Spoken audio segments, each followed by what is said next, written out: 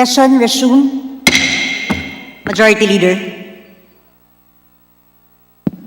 Madam Speaker, I move that we proceed with the order of business, and my request the Secretariat to read the titles of the bills and resolutions on first reading, as well as communications and committee reports.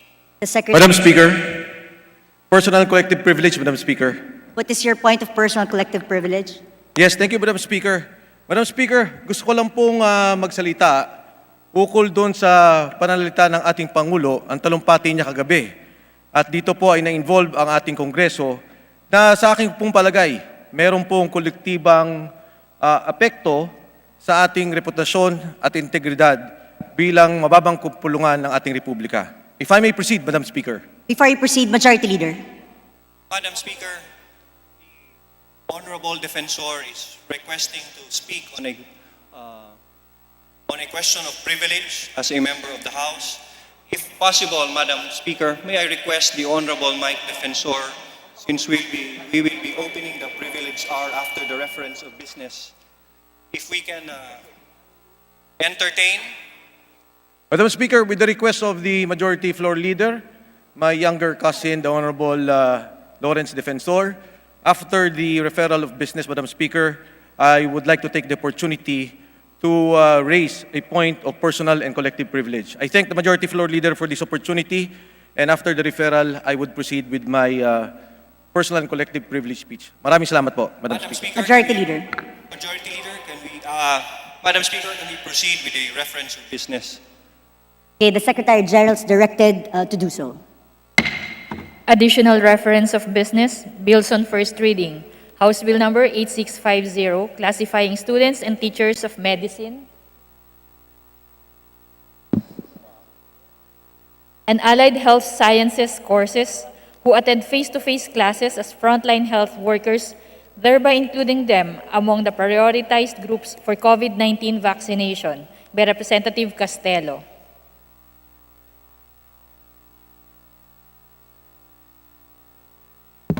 Referred to the Committee on Health. Resolution, House Resolution 1561, strongly urging for the immediate procurement of COVID-19 vaccines and the implementation of the nationwide vaccination program by Representative Cuaresma. Referred to the Committee on Health. Communications, letters dated December 22 and 29, 2020, of Michael G. Aguinaldo, Chairperson, COA, furnishing the House with a copy of the 2019 Consolidated Annual Audit Report on the DICT and the Philippine Sports Commission. To the Committee on Appropriations. Letter dated January 14, 2021, of Mario G. Lipana, OIC, Regional Office number 4-A, COA, furnishing the House with a copy of the 2017 to 2019 Annual Audit Report on the Tuwi Water District, Tuwi, Batangas. To the Committee on Appropriations. Letter dated January 18, 2021, of Secretary Saidamen B. Pangurungan, National Commission on Muslim Filipinos, Office of the President, submitting to the House a copy of their NCMF 2020 Annual Report. To the Committee on Muslim Affairs. Letters and emails from certain municipal mayors and provincial governors submitting their reports on fund utilization and status of programs, projects, activities, implementation relative to Bayanihan Grant to cities, municipalities, and provinces, and the Local Government Support Fund for certain months of 2020. To the Committee on Appropriations. Emails dated January 20 and 21 of Arsenia M. Sakdalan, National Electrification Administration, FSD, submitting to the House a copy of their report on fund utilization and report on the receipt and utilization of DRRMF sourced from GAA as of December 31st, 2020. To the Committee on Appropriations. Letter dated January 29, 2021 of BSP Deputy Director Janice G. Aizon-Sales, transmitting to the House duly certified electronic copies of certain BSP issuances. To the Committee on Banks and Financial Intermediaries. Session suspended.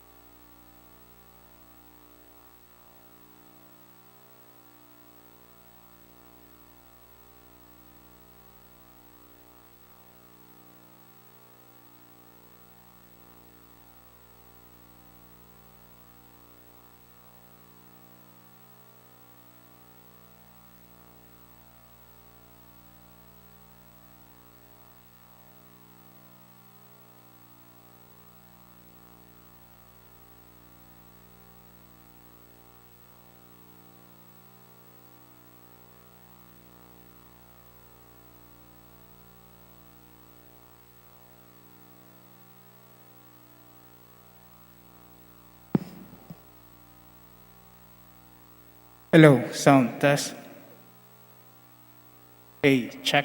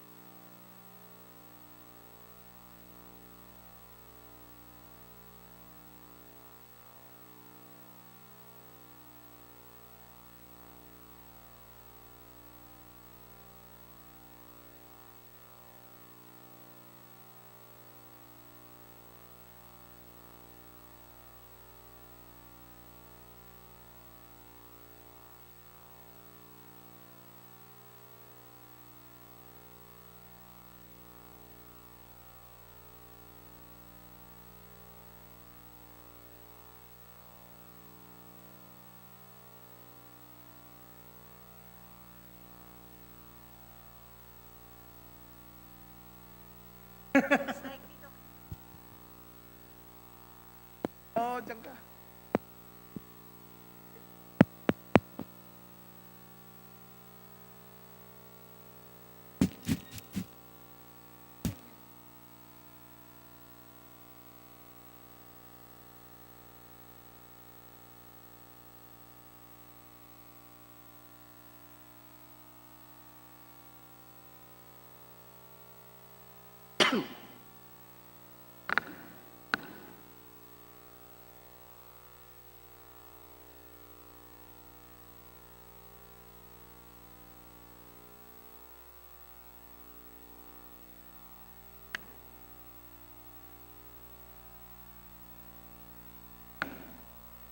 Yes, boss.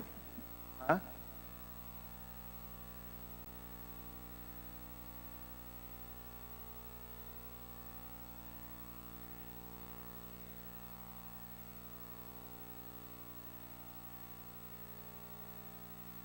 Session resumed.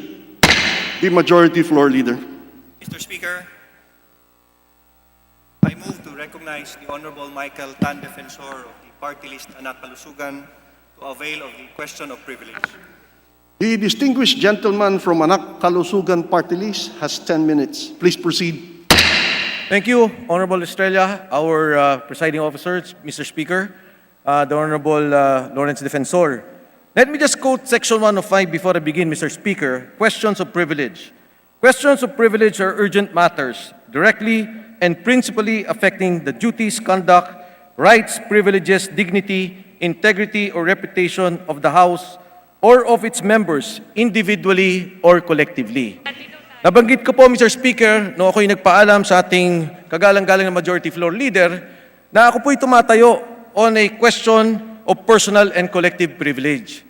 Sa kadahilanan na ang Pangulo po ay nagsalita kagabi tungkol sa investigasyon na isinasagawa sa Development Bank of the Philippines na kung saan binanggit niya na nagkaroon ng suspension at if I may quote him directly, sabi niya, hindi maganda para sa atin yan. Mr. Speaker, the President also stated that there are many investigations of banks, but in this particular case, when we were about to investigate the Lopez loan, we suspended the investigation. At idinugtong niya, Mr. Speaker, na ito daw po ay ibibigay niya na sa Ombudsman. Now, Mr. Speaker, let me begin by saying that I already spoke with the Honorable Aglipay, who was here with us in plenary, the chairman of the Committee on Good Government. At nagpapasalamat po ako, Mr. Speaker, dahil ngayon po nagkaroon kami ng paglilinaw kung ano ang tatahakin at direksyon ng Committee ng Good Government at ng ating Kongreso. Importante, Mr. Speaker, yung sinabi ng ating Presidente at kung ano ang aksyon na gagawin ng ating Kongreso ukol sa investigasyon na ito. Dahil ang ating reputasyon, ang ating integridad, ang ating pong panunungkulan, our duties and responsibilities here in Congress, in particular, the Committee on Good Government, has to pursue the investigations until its final conclusion. Malinaw po yan. Pagka po nagkaroon ng paghinto, ito ay didesisyonan ng komite. It is the committee's decision. I'd like to thank the Honorable Aglipay again, Mr. Speaker, during the break. Nilapitan niya po ako at nagkaroon na po kami ng paglilinaw. Because, Mr. Speaker, what happened was, in January 18, nagkaroon kami ng investigasyon. Doon po sa aming pag-uusap, sinabi ng Bangko Sentral ng Pilipinas na yung mga loan na to ay walang eligibility. Yun po ang nauna. Ang pangalawa po, ang sinabi po nila ay walang mga dokumento at nawawala na daw. Ang hindi alam ng Development Bank of the Philippines, meron po tayong hawak na mga dokumento. Dahil ang issue po na ito ay lumabas na isang dekadang nakaraan. No less than the columnist Neil Cruz of the Philippine Daily Inquirer, God bless his soul, wrote about this issue of condoned loans of the ABS-CBN Lopez Group. And Mr. Speaker, it was in fact the very statement of President Duterte that there are condoned loans. And during that hearing, Bangko Sentral ng Pilipinas was affirming that there were loans not given eligibility. Ngayon, Mr. Speaker, kung ito namang depensa nila, sinasabi nila, na ito daw po ay pwede sila magbenta kahit hindi dumaan sa SPAV, dahil ito naman po daw ay tax incentive, lalo pong mas masama, dahil yung 9 na bilyon na utang, ginawa po nilang 3 bilyon. Mr. Speaker, I see the face of the beautiful face of the Honorable Herrera. She requested me not to dwell on the issue, but I'm just stating a fact, na meron pong patutunguhan ang isyong to. May mga dokumento at may mga ebidensya. At ang Pangulo na nga mismo, nagsabi 3 taong nakaraan, binanggit niya na to. Kagabi, nagalit na siya sa Kongreso. Bakit natin hinto at ibibigay sa Ombudsman? Ang tanong ko, Mr. Speaker, ano ang ating gagawin? Ang tanong ko, sa liderato ng ating Kongreso, hindi ko na babanggitin ang pangalan. Dahil sabi ni Congressman Herrera, wag mo na sabihin ang pangalan ni Speaker Lord Velasco. Ano ang aksyon na ating gagawin tungkol sa investigasyon na ito? Mr. Speaker, again, I thank the Honorable Aglipay. I understand there will be a hearing on the 17th. Sana po ay matapos natin to. Because, Mr. Speaker, in the end, ang talumpati ng ating Pangulo was on the vaccination. And he mentioned that the payment for vaccination will come from loans. Ito po ay panggagaling sa utang. At ang utang na yan, manggagaling sa DBP at sa World Bank. Ang pera po ng DBP ay pera ng taong bayan. Yan po ay pera ng gobyerno. At responsibilidad ng Kongresong to na hindi payagan maulit-muli ang pagkawala ng pondong yan. Dahil yan po ay hindi natin pera, hindi perang pribado, kundi pera ng sambayanang Pilipino. Thank you, Mr. Speaker, and good afternoon to everyone. Thank you, distinguished gentleman from Anak Kalusugan Party List. The Majority Floor Leader. Mr. Speaker, Mr. Speaker, can I be recognized? Mr. Speaker, I move to recognize the Honorable Michael Aglipay. The gentleman, Representative Mike Aglipay, is hereby recognized. Please proceed. Mr. Speaker, thank you. Honorable Mike Defensor, maraming salamat sa iyong talumpati. Nung kami po ay nag-hearing ng January 18, ay napagkasunduan po sa mga resource persons na binigyan sila ng taning na isang buwan na i-produce po yung mga dokumento na kulang. Yung Lopez Group po, DBP at saka BSP. Yung taning po na yon ay sa Feb 18 pa, kaya ang hearing po natin ay sinuspend ko nung Feb 2. Nung Feb 3 po, natawagan po tayo ni Speaker and in-instructionan niya tayo, biski hindi pa Feb 18 is mag-hearing na.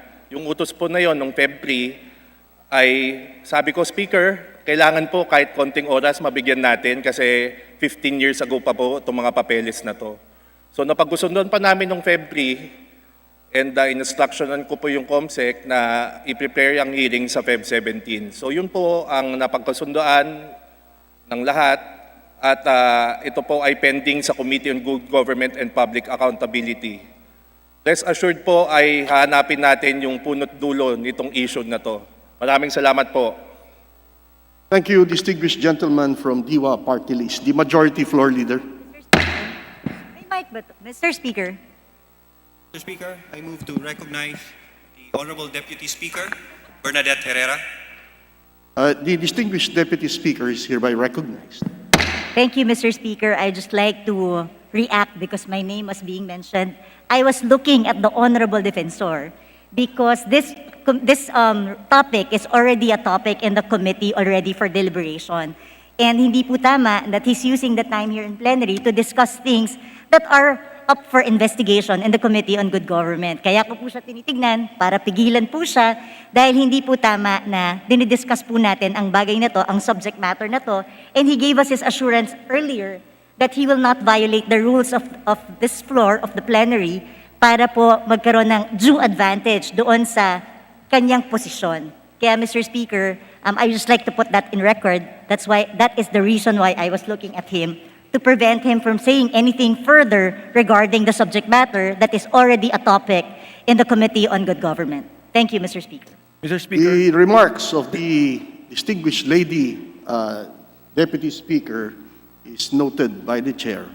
The Majority Floor Leader. Mr. Speaker. Mr. Speaker, I move that we recognize the Mr. Honorable Speaker. Kit Belmonte.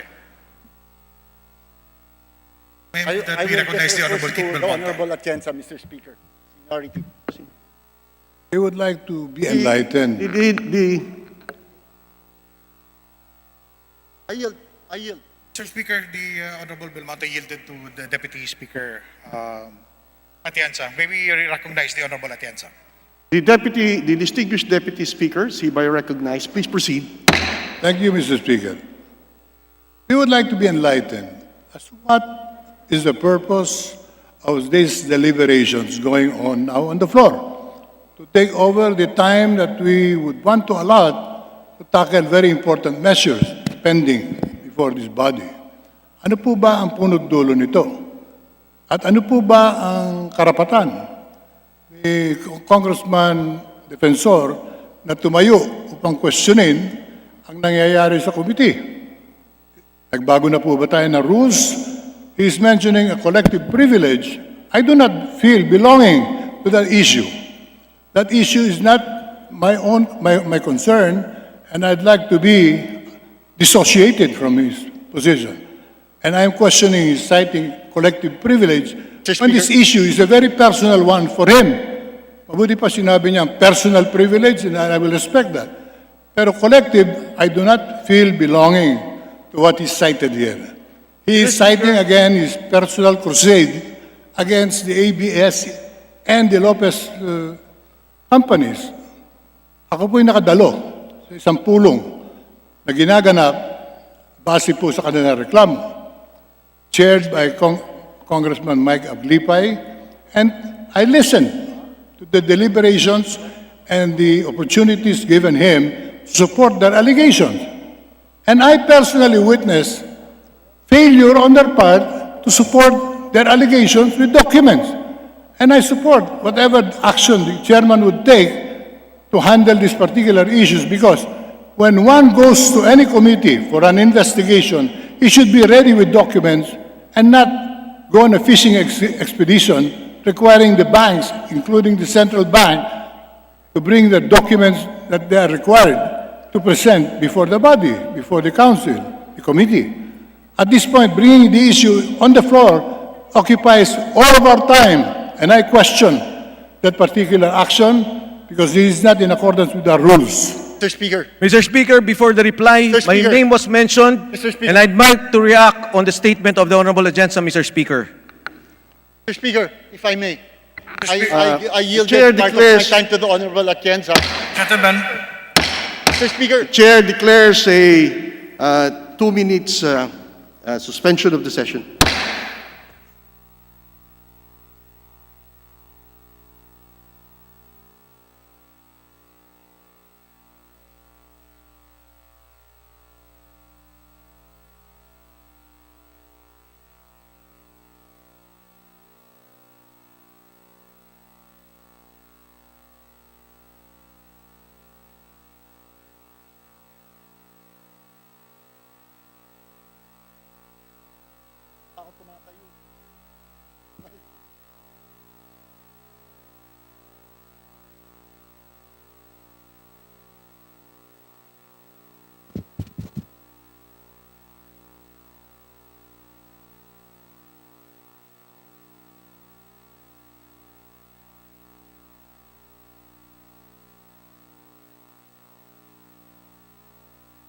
Amis.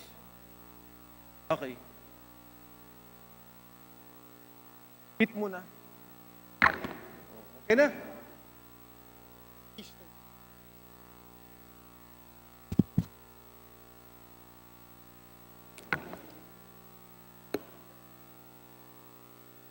Okay.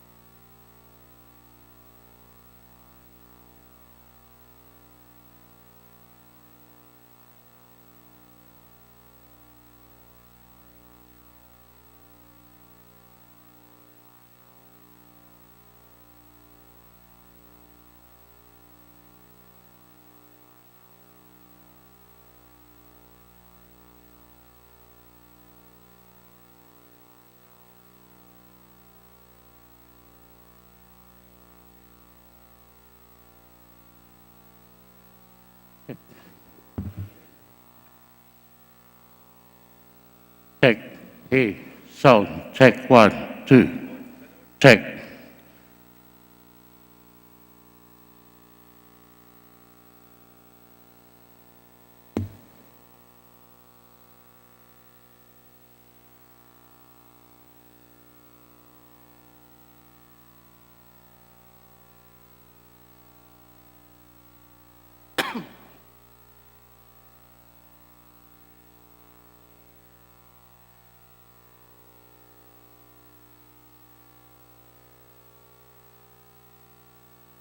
Thank you, Sikit.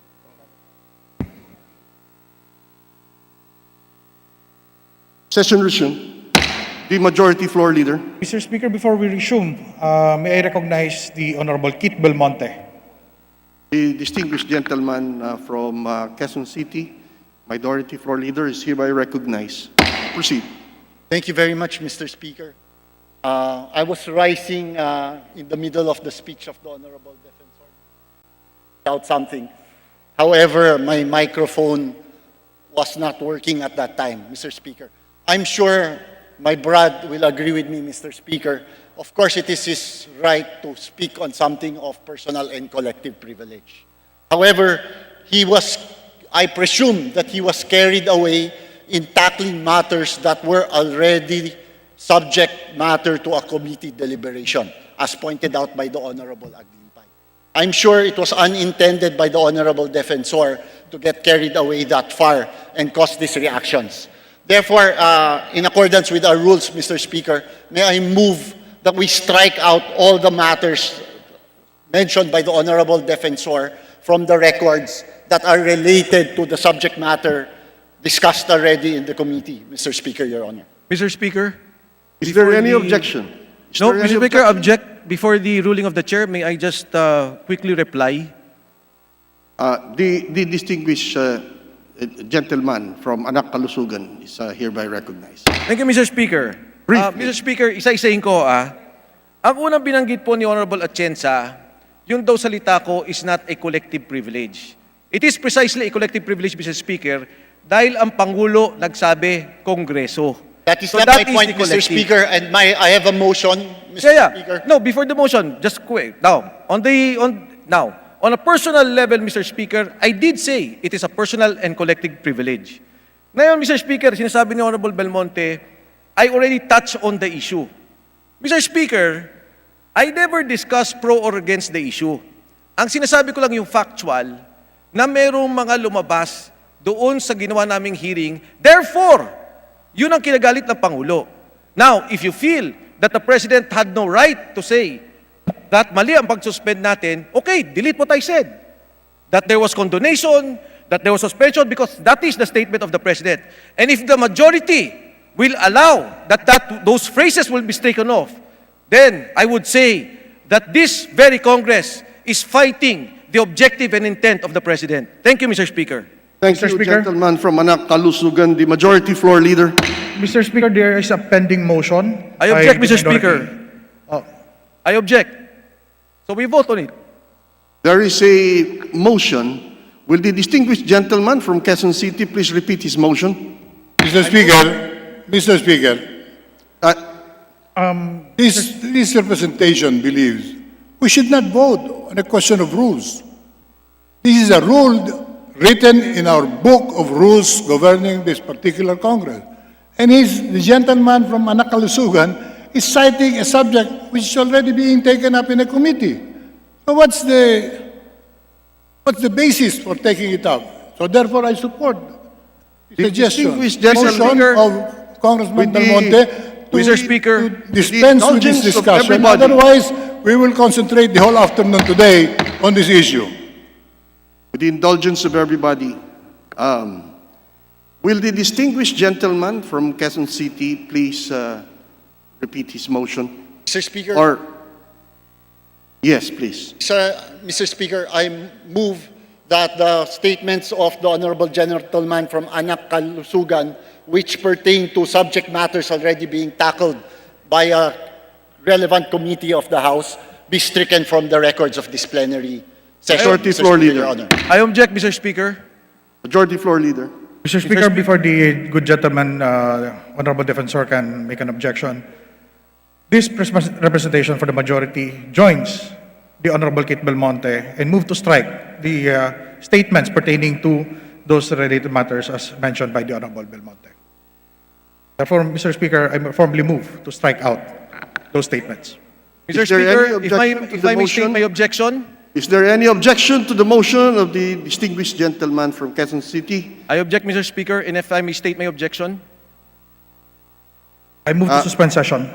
Session suspended.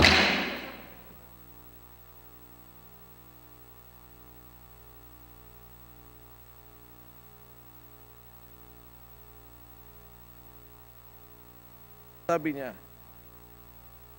ready pen, di ba? Hindi naman factual lang.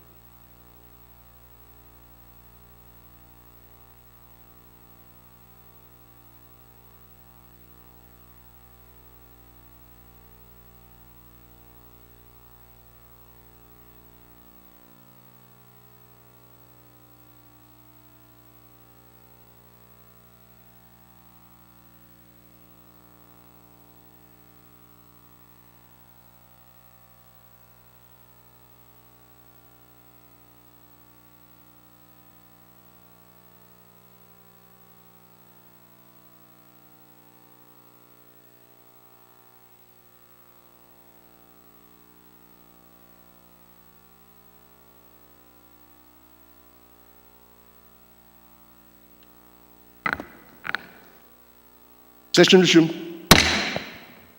Speaker, there is a The- pending motion. The objection of the distinguished gentleman from Anak, Kalusugan party list may have been out of line. And so, basing it on the rules, provisions of the rules, the chair upholds the motion of the distinguished gentleman from Quezon City. The majority floor leader. Mr. Speaker, Thank you, Mr. Speaker. I appeal the ruling of the... Thank you for upholding the rules. Mr. Speaker, I appeal the ruling of the chair precisely because I'm not Mr. arguing... Speaker, I move to suspend session. Session suspended.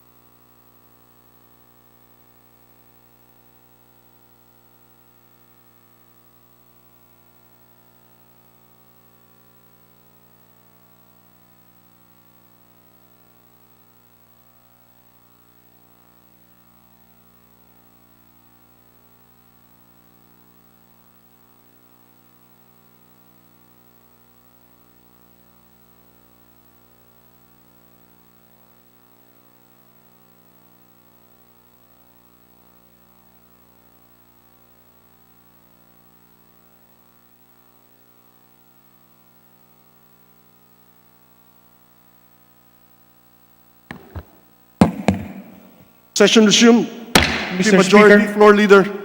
Mr. Speaker, I would like to make it clear to the gentleman from Anakulusugan that we are striking out not the entire speech, but those subject matters that are only subject of the deliberation in the committee.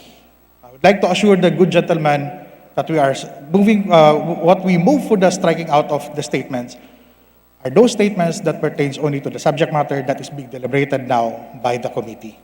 Mr. Speaker, with the assurance of the Majority Floor Leader, I withdraw my objection. Thank you, Mr. Speaker. Thank you, gentleman from Anak, Kalusugan. The Majority Floor Leader. Mr. Speaker, I move that we consider House Bill number 8554 under Committee Report number 722. May I request that the Secretary General be directed to read the title of the measure? So move, Mr. Speaker. The Secretary General is hereby instructed to read the title of the bill, the number and the title of the bill. House Bill number 8554, an act granting St. Jude Thaddeus Institute of Technology, Incorporated, a franchise to construct, operate, and maintain radio and television stations in the province of Surigao del Norte and other areas in the Philippines. Mr. Speaker, the parliamentary status of the bill is that we are in the period of sponsorship and debate. With that, Mr. Speaker, I move that we recognize the author of the bill, the Honorable Ace Barbers, to deliver the sponsorship speech. So move, Mr. Speaker. The Honorable Gentleman from Surigao is hereby recognized. Proceed.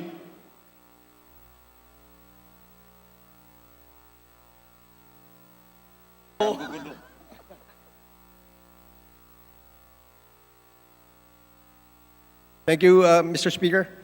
Thank you, Please Majority proceed. Leader. Mr. Speaker, may I request that the explanatory note of the said House bill be made and adopted into the records as my sponsorship speech, Mr. Speaker. Mr. Speaker, we join the author and move that the explanatory note be made as the sponsorship speech of the bill. There any objection? There being none, motion is approved. Majority Floor Leader. Mr. Speaker, there being no members who wish to interpolate on the subject matter, I move that we close the period of sponsorship and debate. Is there any objection to the motion? There being none, motion is hereby approved. Majority Floor Leader. Mr. Speaker, I move that we open the period of amendments. Is there any objection? There being none, motion is approved. Mr. Speaker, there being no members wish to introduce amendments, and there are no committee amendments, I move that we close the period of amendments. Is there any objection? Chair hears none, motion is hereby approved. Majority Floor Leader. Mr. Speaker, I move that we approve on second reading House Bill number 8554 under Committee Report number 722. So move, Mr. Speaker. Is there any objection? All those in favor of House Bill 8554, say aye. Aye. Those who are not, say nay. The ayes have it. House Bill number 8554 is hereby approved on second reading. The Majority Floor Leader. Mr. Speaker, I move that we consider House Bill number 8553 under Committee Report number 721. May I request that the Secretary General be directed to read the title of the measure? So move, Mr. Speaker. Please proceed, Secretary General. House Bill number 8553, an act granting Palawan Broadcasting Corporation a franchise to construct, install, operate, and maintain radio and television broadcasting stations in the Philippines. Mr. Speaker, the parliamentary status of this bill is that we are in the period of sponsorship and debate. With that, may I move that we recognize one of the authors, the Honorable Gil Acosta, to deliver the sponsorship speech. So move, Mr. Speaker. The distinguished Representative Acosta is hereby recognized. Proceed, please. Thank you, Mr. Speaker. Thank you, Majority Floor Leader, to our distinguished colleagues in the House of Representatives, ladies and gentlemen. I am privileged to sponsor House Bill 8553 in substitution to House Bill number 6748 in relation to Committee Report 721. Mr. Speaker, I hereby request that the explanatory note of the bill be made as my sponsorship speech for this bill, Mr. Speaker. Mr. Speaker, we join the author and move that the explanatory note be made as the sponsorship speech of the bill. So move, Mr. Speaker. Is there any objection? Chair hears none. Motion is approved. Majority Floor Leader. Mr. Speaker, there being no members wish to interpolate on the subject matter, I move that we close the period of sponsorship and debate. So move, Mr. Speaker. Is there any objection? Chair hears none. Motion is hereby approved. Majority Floor Leader. Mr. Speaker, I move that we open the period of amendments. Is there any objection? There being none, motion is hereby approved. Mr. Speaker, there being no members wish to introduce amendments, then there are no committee amendments. I move that we close the period of amendments. Is there any objection? Chair hears none, motion is hereby approved. Majority Floor Leader. Mr. Speaker, I move that we approve on second reading House Bill number 8553 under Committee Report number 721. So move, Mr. Speaker. There is a motion for the approval of House Bill 8553. All those who are in favor, say aye. Those who are against, say nay. The ayes have it. House Bill 8553 is hereby approved on second reading. The Majority Floor Leader. Mr. Speaker, I move that we designate the following members to the Bicameral Conference Committee on the disagreeing provisions of House Bill number 8261 and Senate Bill number 1563, lowering the minimum height requirement and removing the height waiver for applicants to the Philippine National Police, Bureau of Fire Protection, Bureau of Jail Management and Penology, and Bureau of Correction. First, the Honorable Narciso Bravo Jr., the Honorable Samir Tan, the Honorable Manuel Cabuchan III, the Honorable George Bustos, and the Honorable Gabriel Bordado Jr. So move, Mr. Speaker. Is there any objection? Chair hears none. Motion is approved.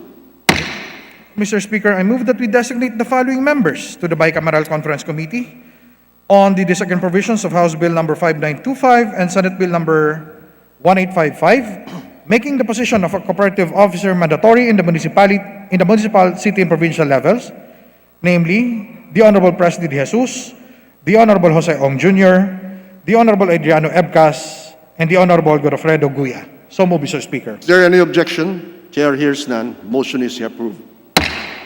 Mr. Speaker, with leave of House, I move that we open the privilege hour. So move, Mr. Speaker. Is there any objection? Chair hears none. Motion is approved. Mr. Speaker, I move to recognize the Honorable Sergio Dagook of Party List APEC to avail of the privilege hour. The honorable gentleman from the APEC Party List is hereby recognized. Please proceed. Thank you, Mr. Speaker. Mga kagalang-galang na kinatawan ng Kongreso na nasa plenaryo ngayon at sa mga kasama natin sa Zoom platform, sa ating mga kababayan na nakatutok sa ating live stream, magandang hapon po sa inyong lahat. Mr. Speaker, sa hapong ito, nais ko pong gamitin ang personal at kolektibong pribilehiyong makapagsalita upang pag-usapan ang maaaring kontribusyon ng ating mga rural electric cooperatives sa laban natin sa COVID-19. Hindi po lingid sa kaalaman ng nakakarami ng hanay ng mga electric cooperatives. Lahat po ng 121 electric cooperatives na ngayon ay nagsisilbi sa mga kanayunan sa buong bansa ay hindi nahuhuli sa pagkilos upang tugunan ang pasakit na dulot ng ating kalikasan, mga bagyo, sa pagkukumpuni ng mga linya na nasisira sa iba't ibang panig ng ating bansa o sa pandemya tulad ng COVID-19. Simula pa po noong unang idiniklara ang community quarantine, mapa-ECQ man yan, modified ECQ o general community quarantine, katulong na po ng gobyerno at ng mga taong bayan ang hanay ng rural electrification sector sa pagharap sa COVID-19. Kung matatandaan po ninyo, pinangungunahan ng Philippine Rural Electric Cooperatives Association o PILRICA ang umbrella organization ng 121 electric cooperatives, ang tinatawag naming Pantawid Liwanag Program. Ito po ay isang corporate social responsibility program ng mga electric cooperatives na makalikom ng halos kalahating bilyong piso o 418,062 to be exact, upang makatulong sa electricity bill ng humigit 3 milyong Pilipino noong panahon kasagsagan ng enhanced community quarantine na hindi po sila magbabayad o sinusubsidize po ng mga electric cooperative ang mga lifeline electricity bill at sa mga araw at buwan na sumunod. Patuloy pong naging maluwag ang mga kooperatibang ito sa paniningil sa ating mga member consumer owners. Ngayon pong napakalayo na nang naabot ng ating laban kontra sa COVID-19, ngayon pong may natuklasan na tayong baksin. Ngayon pong nagpaplano na ang ating gobyerno na mag-angkat ng 148 million doses ngayong taon na ito. Muli po ay nais naming ipakita sa ating mga kababayan ang aming kahandaan upang maging bahagi ng solusyon. Handa po kaming maging kabahagi ng ating gobyerno upang epektibong maipatupad ang ating vaccination program.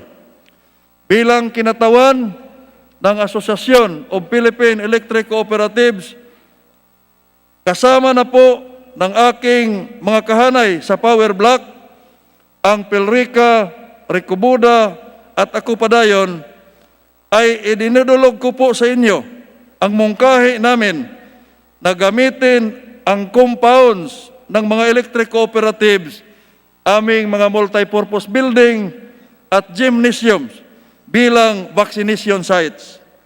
Habang pinaghahandaan ng ating gobyerno ang pag-procure ng bakuna, ang mga electric cooperative sa aming hanay naman po ay handang tumulong sa pag-roll out ng COVID-19 vaccines sa pamagitan ng pag-aalok na gamitin ang mga malalaking espasyo na karamihan sa 121 electric cooperatives ay mayroon gaya ng gymnasium o multipurpose hall bilang vaccination sites para ligtas at mabilisang i-roll out ang mga vaccines. Ang totoo po nito, Mr. Speaker, nasubukan na po ng mga kooperatiba na ilaan ang kanilang mga pasilidad para sa isa pang programa ng ating pamahalaan ngayong pandemya, ang tinatawag po na Kadiwa ni Ani at Kita ng Department of Agriculture. Marami din po sa aming mga kasamahan na kooperatiba ang tumulong at nakibahagi sa programang ito ng Department of Agriculture, Department of the Interior and Local Government at Food Terminal Incorporated o FTI upang bigyan ng lugar ang mga mangingisda at magsasaka upang ibinta ang kanilang mga produkto sa pamamagitan ng mga gymnasiums at multipurpose building ng mga electric cooperative sa buong bansa. Ngayon pong pinaghandaan na natin ang massive vaccination program ng ating pamahalaan, ang mga electric cooperatives po ay handang makipag-ugnayan sa kani-kanilang mga local government units para sa mungkahi naming ito na gagamitin ang aming mga electric cooperatives bilang lugar na gagampanan ng programa. Mr. Speaker, saklaw po ng 121 electric co-ops ang buong bansa. Kaya sa pananaw po namin, magiging malaking tulong po ito sa ating mga local government units sa rural areas. Mapapabakunahan ang mga malalayong komunidad ng ligtas at nasa tamang sistema dahil ang mga electric cooperatives ay mayroon din pong mga pasilidad sa pagpreserba sa mga bakunang yan. Mr. Speaker, handa po kaming ipagamit, uulitin ko, ang aming mga pasilidad at handa kaming magbigay ng tulong sa pag-oorganisa gamit ang aming mga sasakyan at iba pang mga equipments sa aming operasyon. Higit sa pagpapailaw, layunin po ng buong rural electrification sector ang mapabuti at mapaunlad ang buhay ng ating mga kababayan sa kanayunan. At bilang sila ay membro konsumante, ay may-ari ng mga electric cooperatives, para sa kanila rin naman po talaga ang mga pasilidad na ito. Mr. Speaker, sa ganitong paraan ay magkaroon ng alternatibo o karagdagang vaccination sites sa bawat sulok ng ating bansa. Alam natin na may mga komunidad pa rin na malalayo sa ospital o government centers at may mga barangay health centers na hindi sapat ang espasyo. Maliban sa Metro Manila at mga highly urbanized areas, ramdam po ang presensya ng mga electric cooperatives saan mang sulok ng Pilipinas ka pumunta. Kung kaya, minarapat ng mga electric cooperatives na maging bahagi sa solusyon at ialok ang kanilang mga compound sa mabilisan, maramihan at naaayon sa proper physical distancing na pagpabakuna. Kaya naman po, Mr. Speaker at mga kasamahan sa Kongreso, inuulit ko po, kami po sa Power Block bilang representante ng 14 na milyong Pilipino electricity consumers sa kanayunan ay malugod na inaalay ang aming tulong at suporta para sa mabilis at maayos na roll-out ng bakuna sa aming mga nasasakupan. Kaisa ang 121 electric cooperatives, handa po kami na maging parte ng programa ng ating gobyerno sa pagkilos kontra COVID-19. Naniniwala po kami na sa ating kusang pagtutulungan ay mas mabilis tayong makabangon mula sa pandemyang ito. Mr. Speaker, bukas po ang aming tanggapan sa inyong lahat upang mapag-usapan kung paano natin sama-samang malalagpasan ang pandemyang ito sa pamamagitan ng malawakang vaccination program ng ating pamahalaan. Muli, maraming salamat, Mr. Speaker, mga kasamahan ko, sa pagkakataong ito na maihayag namin ang mungkahi ng mga electric cooperatives na pagtulong sa vaccine rollout. Magandang hapon po sa ating lahat. The Chair would like to thank the honorable gentleman from the APEC party list, and likewise, the Chair would also like to to commend the support that the Philippine electric cooperatives are providing to our nation. Again, thank you. The Majority Floor Leader. Mr. Speaker, there being no member who wishes to interpolate, I move that we refer the privileged speech of the Honorable Dagoop to the Committee on Rules for appropriate action. Is there any objection? Chair hears none. Motion is hereby approved. Mr. Speaker, I move that we recognize the Honorable Angelica Natasha Co. of Party List BHW to avail of the privilege hour. The most eligible lady, bachelorette, representative from BHW Party List is hereby recognized. Thank you, Mr. Speaker. Mr. Speaker, I stand before you on a personal and collective privilege about the balance between the economic benefits of the infrastructure projects and human and ecological health and the preservation of our cultural heritage sites. Mr. Speaker, the Philippines is a middle-income economy and is considered as one of the emerging progressive economies with a positive growth outlook despite a weaker global economy. Notwithstanding the global economic impact of the COVID-19 pandemic, I say with confidence that we would be able to hurdle with great hope our present economic woes, given the resilience of the Filipino nation in the face of economic, social, environmental, and health challenges that we have experienced in the years that passed. But there's a caveat. It has been pointed out also, however, Mr. Speaker, by so many experts and development agencies like Asian Development Bank, World Bank, and the Japan International Cooperation Agency, among others, that the Philippines suffers from unemployment and poverty because of poor infrastructure.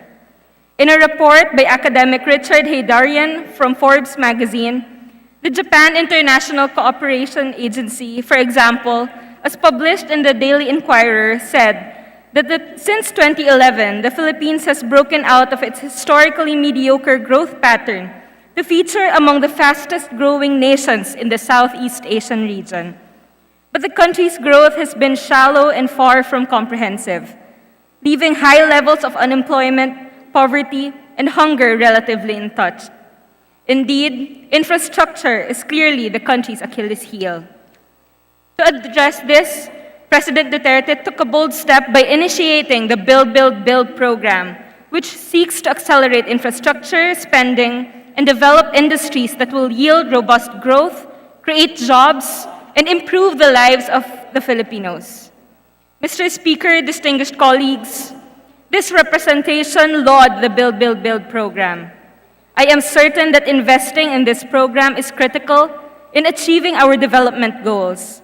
Kung ang programang ito ay maipapatupad ng maayos sa takdang panahon, walang duda na maaari nating makamit ang ambisyon natin na matatag, maginhawa at panatag na buhay sa taong 2040. Without any doubt, Mr. Speaker, the Build, Build, Build program will usher in economic growth for our country and the Filipino people. But as we embark on this noble program, Mr. Speaker, this representation would like to entreat the support of this august body to take a closer look into the architectural designs of these infrastructures before we build them. Architecture that would be proudly Filipino. Architecture that would give us a sense of pride and belonging. Architecture that would present us to the world about who we really are. At the most, fundamental buildings provide shelter. At best, they enrich people's experiences and improve lives. Genuine progress indicators of today are not exactly run by numbers anymore. It is how people feel about themselves. Prosperity is not only from economic gains, but also has a societal and humanitarian indicators as well, where well-being and wellness are part of the index. I entreat the support of this august body to support the call of our architectural sector to contract our Filipino architects and interior designers as part of the Build, Build, Build programs that involve human use to not just build, but create and design true landmarks of the Philippine culture. This would not just improve our tourism, but also boost our economic growth as we define, as a nation, what is truly Filipino. Mr. Speaker, distinguished colleagues, I also urge this august body to ensure that these architectural structures be aligned with the ecological and human health aspects of such infrastructure projects, as well as the preservation of our heritage and historical sites. Mr. Speaker, as an advocate for sustainable environment and health, I believe it is incumbent upon this august body to make sure that all infrastructures would conform to laws that Congress passed in this respect, such as Clean Air and Water Acts, Hazardous Waste Management Act, Solid Waste Management, and the Renewable Energy Acts, among others. One article pointed out that the highest goal of green architecture is to be fully sustainable. Simply put, people do green things in order to achieve sustainability. Some of the features worth mentioning that must be included in the design for building infrastructures are as follows. Ventilation systems designed for efficient heating and cooling, energy-efficient lighting and appliances, water-saving plumbing fixtures, landscaping with native vegetation and plan to maximize passive solar energy, minimal harm to the natural habitat, alternative renewable energy power sources such as solar power or wind power, locally obtained wood and stone, eliminating long-haul transportation and lessening carbon footprint, and of course, adaptive reuse of older buildings. Mr. Speaker, some of the examples worth mentioning are as follows. First is Menarco Tower, an award-winning corporate tower both locally and internationally, awarded for its sustainable features used in buildings in this structure. Second is Mactan Cebu International Airport, which is designed by Filipino firm Buji Royal. It features Filipino sensibility in design, as well as materials found locally. Another is the Blackbird Restaurant, an example of an establishment that used the Art Deco structure that used to be the control tower of Manila International Air Terminal, a very good example of adaptive reuse. Aside from sustainable health and ecological considerations, Mr. Speaker, to be mentioned too is ensuring the preservation and promotion of our heritage and historical sites. I will not delve on this as this is another broad topic. Mr. Speaker, as I have mentioned earlier, I am not really an expert on this matter, but as an advocate for a sustainable environment and health, my conscience dictates that we should take utmost precaution and care in pursuing infrastructure projects. Again, I entreat the support of this august chamber to take a look into this matter. In the exercise of our oversight powers, we owe this to our people from now and for generations to come. Thank you, Mr. Speaker, distinguished colleagues. We thank the distinguished lady representative from BHW Party List, the Majority Floor Leader. Mr. Speaker, I move that we recognize the Honorable Ami Sangkopan for her manifestation. Yes, the distinguished Ami Hilda Sangkopan. lady, distinguished Representative Ami Sangkopan is hereby recognized. Yes, Mr. Speaker. Allow me to congratulate, manifest my strong support and great appreciation to the gentle lady from Party List BHW for bringing forth before this august body her advocacy on sustainable environment and health. An advocacy this representation also espouses. That while I am ardently supporting the programs that seek to further spur the country's economic growth through infrastructural provisions, I would also like to stress, my dear colleagues, Mr. Speaker, as an advocate for sustainable environment and the sanctity of life, I believe it is incumbent upon us, dear colleagues, to always put a premium on the interests of the people and to its culture, our environment and biodiversity, our architectural antiquities and heritage. That while infrastructure investment can, without a doubt, boost economic growth, let us ensure that the laws on the governance of clean air and water, waste management, environmental protection, renewable energy, and national heritage be strictly implemented and are aligned with the designs built for progress. Let us be instrumental in preserving the legacy that we've inherited from past generations, for these are meant to be bestowed and be venerated by our future generations. Again, Mr. Speaker, I congratulate my good friend, representative of Party List BHW, Honorable Angelica Natasha Nikako, for standing up for us, for her generation and the generations yet to come on sustainable environment and health and cultural heritage and preservation. Wassalamualaikum warahmatullahi wabarakatuh. Thank you, Mr. Speaker. Thank you, distinguished lady from Amin Anak Mindanao Party List, the Majority Floor Leader. Mr. Speaker, I move that we also recognize the Honorable Christopher De Venecia for his manifestation. The distinguished gentleman from the 4th District of Pangasinan is hereby recognized. Mr. Speaker, can I be heard? Proceed. Yes, all right.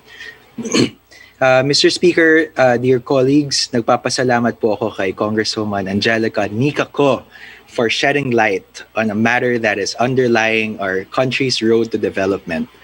Kasabay po ng Build, Build, Build, panawagan po ng ating mga stakeholders sa arts and culture and creative industries, particular ang sektor ng architecture, interior design, landscape architecture, at urban planning, na tayo rin po ay sana mag-design, design, design.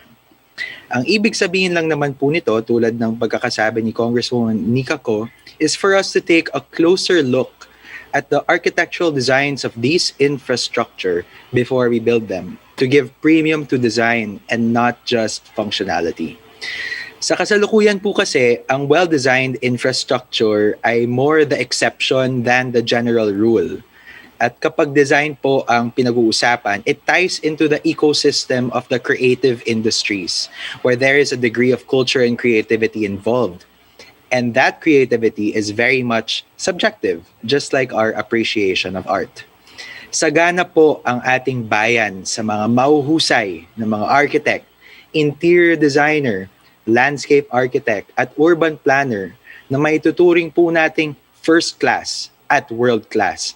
Sa katunayan, ang ilan po sa kanila ay ating nakapanayam nitong nakaraang mga buwan upang alamin ang kanilang mga layunin, mga pangarap para sa ating bansa. Meron po silang mga perspektibo at wish list na sana ay mapakinggan natin dito sa Kongreso. Hayaan nyo na ibahagi po ng inyong representasyon ang iilan sa mga panayam na ito. Una, ang observation ni interior designer Ivy Almario ng Atelier Almario na pinarangalan bilang Outstanding Professional of the Year ng Professional Regulatory Commission noong 2017. Ayon kay Ms. Almario, ang ating mga proyekto sa gobyerno ay may angking bias towards horizontal projects. Horizontal projects refer to heavy civil construction, including bridges, roads, highways, railroads, airfields, and other structural projects that focus on transit. That is understandable because this is indeed what our country needs at the moment: connectivity, mobility. However, kadalasan po ay hindi nagagamit ang talento ng ating mga architects sa isang horizontal construction project. Typically, in horizontal construction projects, the structural engineer acts as the project manager. Sa kabilang banda, ang vertical projects naman ay yung mga tulad ng apartment buildings, office buildings, skyscrapers, and other types of commercial establishments. Sa ganitong mga proyekto po, talagang nagagamit ang mga architects and designers to design buildings that are structurally sound, safe, and aesthetically pleasing. Ang isang magandang ideya po siguro ay paramihin din natin ang mga vertical projects ng gobyerno. Mas magagandang government offices, hospitals, museums, schools, at social housing projects ay atin ding tutukan at gamitin ang mga talento ng ating mga architects and interior designers. Ano nga ba ang benefit or ambag ng mga designer sa mga ganitong proyekto? Ayon kay interior designer Wilmer Lopez, President and Creative Director of Space Encounters, interior design can help address various economic challenges. It can propose safer and healthier post-pandemic spaces that people can trust and actually use. Interior design can also help improve cultural tourism through increased revenue, through better functional setups, and through interior space organization of buildings, both old and new. There are also so-called living challenges that interior design can help solve. Kasama na dyan ang mass social housing and space management. And through proper design, we can also create more flexible community centers that may answer to specific needs of a community or barangay. Ibinahagi naman po ni interior designer Tina Periquet, ang principal designer of Periquet Galicia, at tinaguri ang Outstanding Professional of the Year for 2016 by the PRC, na design is not exclusive dun sa mga mayayaman or mga privilege. In fact, ang mga model villages ng Gawad Kalinga ay ginamitan po ng magandang disenyo upang magamit ang mga scrap, tile overruns, and broken stock and paint para magtayo ng mga livable spaces. Gamitin din sana natin ang modelong ito para sa ating mga social housing projects. Maganda rin ang sinabi ni Ms. Judith Torres, batikang journalist na ngayon ay editor-in-chief ng Blueprint magazine. Tanong niya, can you imagine if train stations were designed by mothers with little children? Or if government buildings were designed to improve the quality of our government services? And if big infrastructure projects were built with inclusivity and a design discipline in mind? Isang aspeto rin po ng design ay ang ideya ng adaptive reuse pagdating sa ating mga historical and cultural sites. Ayon kay interior designer Mary Ann Venturina Bulanadi, head of the Philippine Institute of Interior Designers Committee on Cultural Heritage. We must advocate adaptive reuse, for it provides an opportunity for heritage houses to preserve their historicity and their important physical elements while being attuned to the present needs of their users. While we should strive towards a more developed future for our country, we must do so while keeping our history and culture in mind. Ito naman po ang ibinahagi sa atin ni Architect Jason Buensalido ng Buensalido Architects. Sabi niya, if one goes traveling to other parts of the world, the structures there, whether old or new, seem to contribute to creating a unique sense of place. They seem to belong only where they sit, as if they couldn't exist somewhere else. Here in the Philippines, Mr. Speaker, unfortunately, we don't have that identity, or rather, medyo hindi siya nabibigyan ng importansya over the years.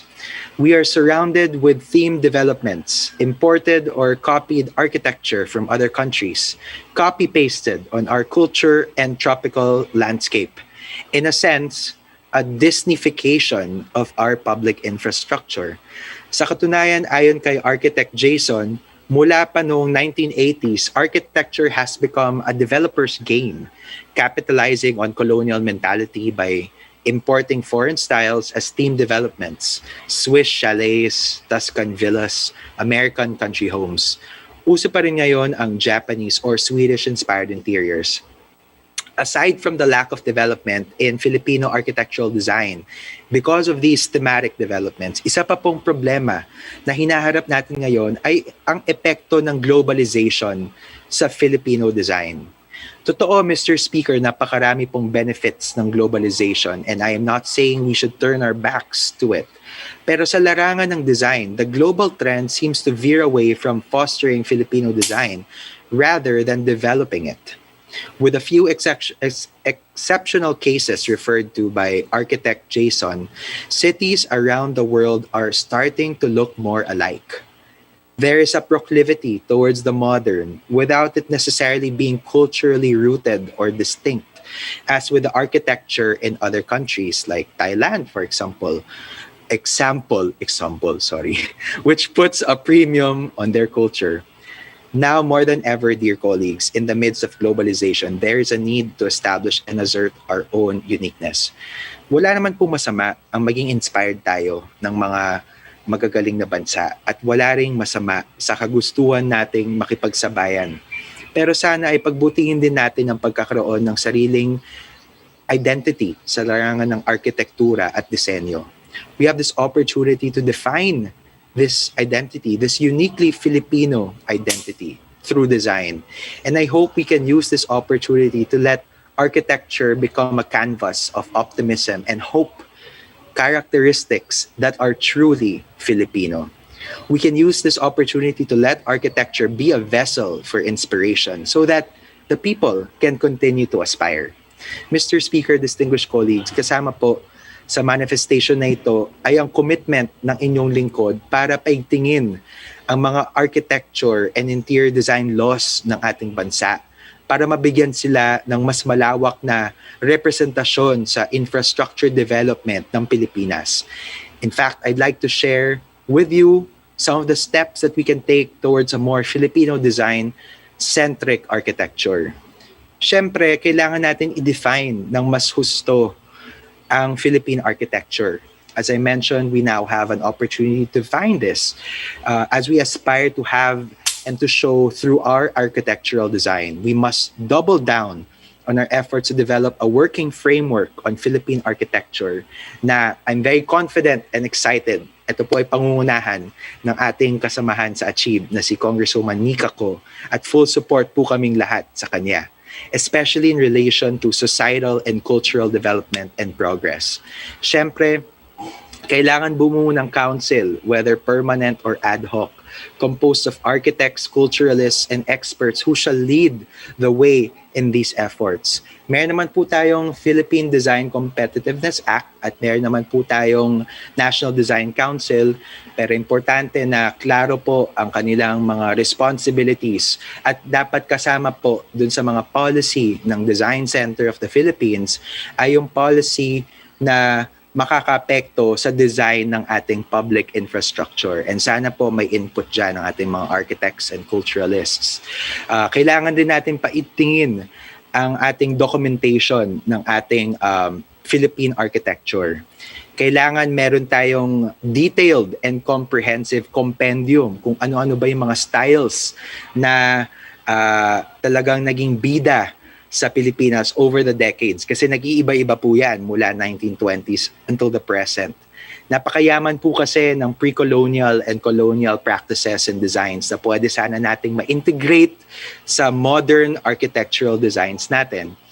Unfortunately, some are in danger of being forgotten or phased out. Napakarami na pong old buildings with architectural value ang nadedemolish to make way for newer industrial projects.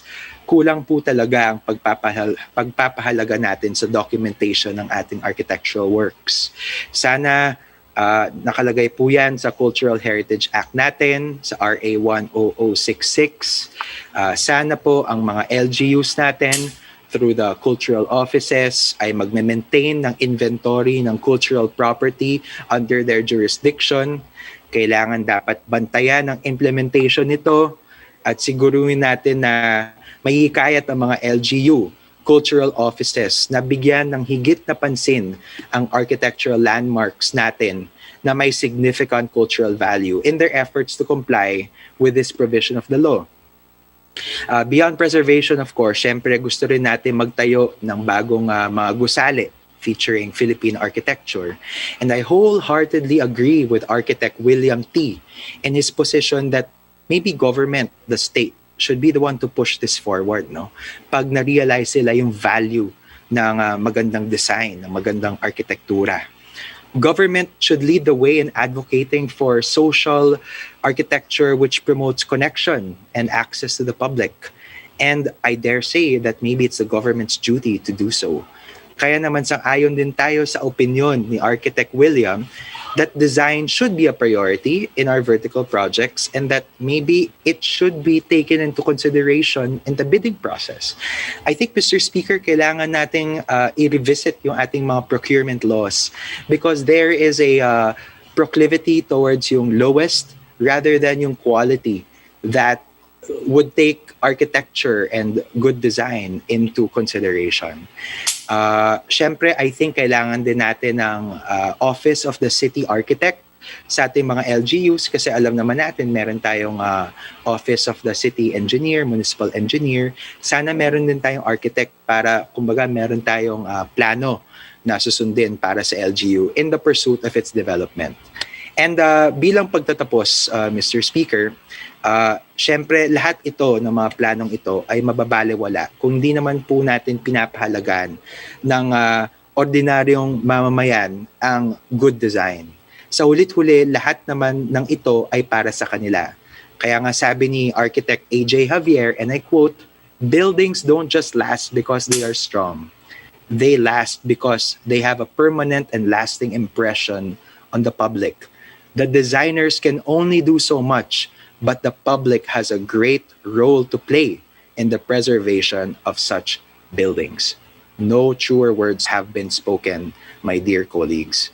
So siguro, bilang pagtatapos, I implore you, Mr. Speaker, our dear colleagues, to join me as I support my dear colleague and fellow member of ACHIB, Congresswoman Nika Ko, in her call for government to take utmost caution and care in pursuing our infrastructure programs. I implore you to ensure that the government's build will be complemented with design.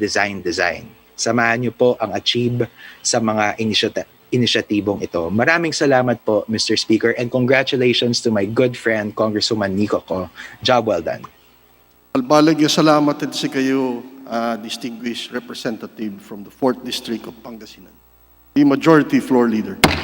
Mr. Speaker, there being no other member who wishes to interpolate or make a manifestation, I move that we refer the speech of the Honorable Angelica Natasha Co, together with the manifestations of the Honorable Sangkopan and the Honorable De Venecia, to the Committee on Rules for appropriate action. Is there any objection?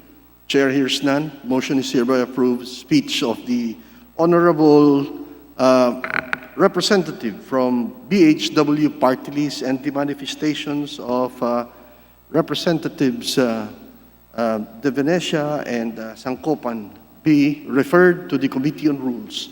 Majority Floor Leader. Mr. Speaker, I move that we consider on third and final reading House Bill number 8513, and may I request the Secretary General to read the title of the bill and thereafter call the roll of members for nominal voting. The Secretary General is hereby directed to read the title of House Bill 8513 and furthermore proceed with the roll call for nominal voting. Proceed. House Bill number 8513, an act providing for a new passport law, repealing for the purpose Republic Act number 8239, otherwise known as the Philippine Passport Act of 1996. Roll call of members in consideration of House Bill number 8513 on third reading.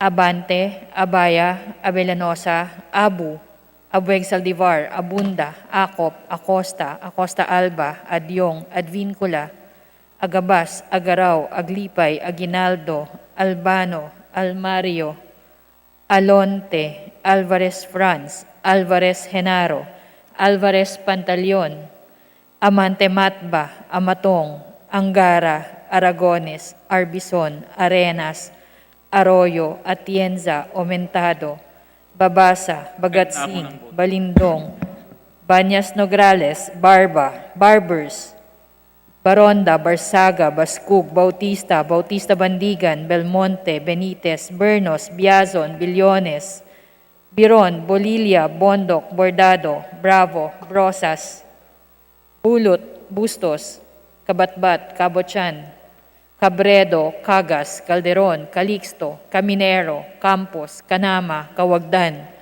Cardema, Cari, Castelo, Castro Franz, Castro Fredenil, Cayetano Alan Peter, Cayetano Maria Laarni, Celeste, Chato, Chipeco, Chungalao, Co Angelica, Co Elizaldi, Coanco, Colliantes, Crisologo, Cuwa, Cuaresma, Cueva, Culyamat, Dagook, Dalipe, Dalog, Daza, De Jesus, De Venecia, Defensor Lawrence, Defensor Michael, De Los Santos, De Loso Montalia, Dimaporo Abdullah, Dimaporo Khalid, Duavit, Duhali, Duterte, D. Faustino Ino, D. Faustino Michael, D. Ian, Ebcas, Ecleo, Elago, Enverga, Erice, Erigel, Ermita Buhain, Escudero, Espina, Espino, Estrella, Fariñas Ria, Fariñas Rudy Cesar, Fernandez, Fernando, Ferrer Juliet, Ferrer Luis,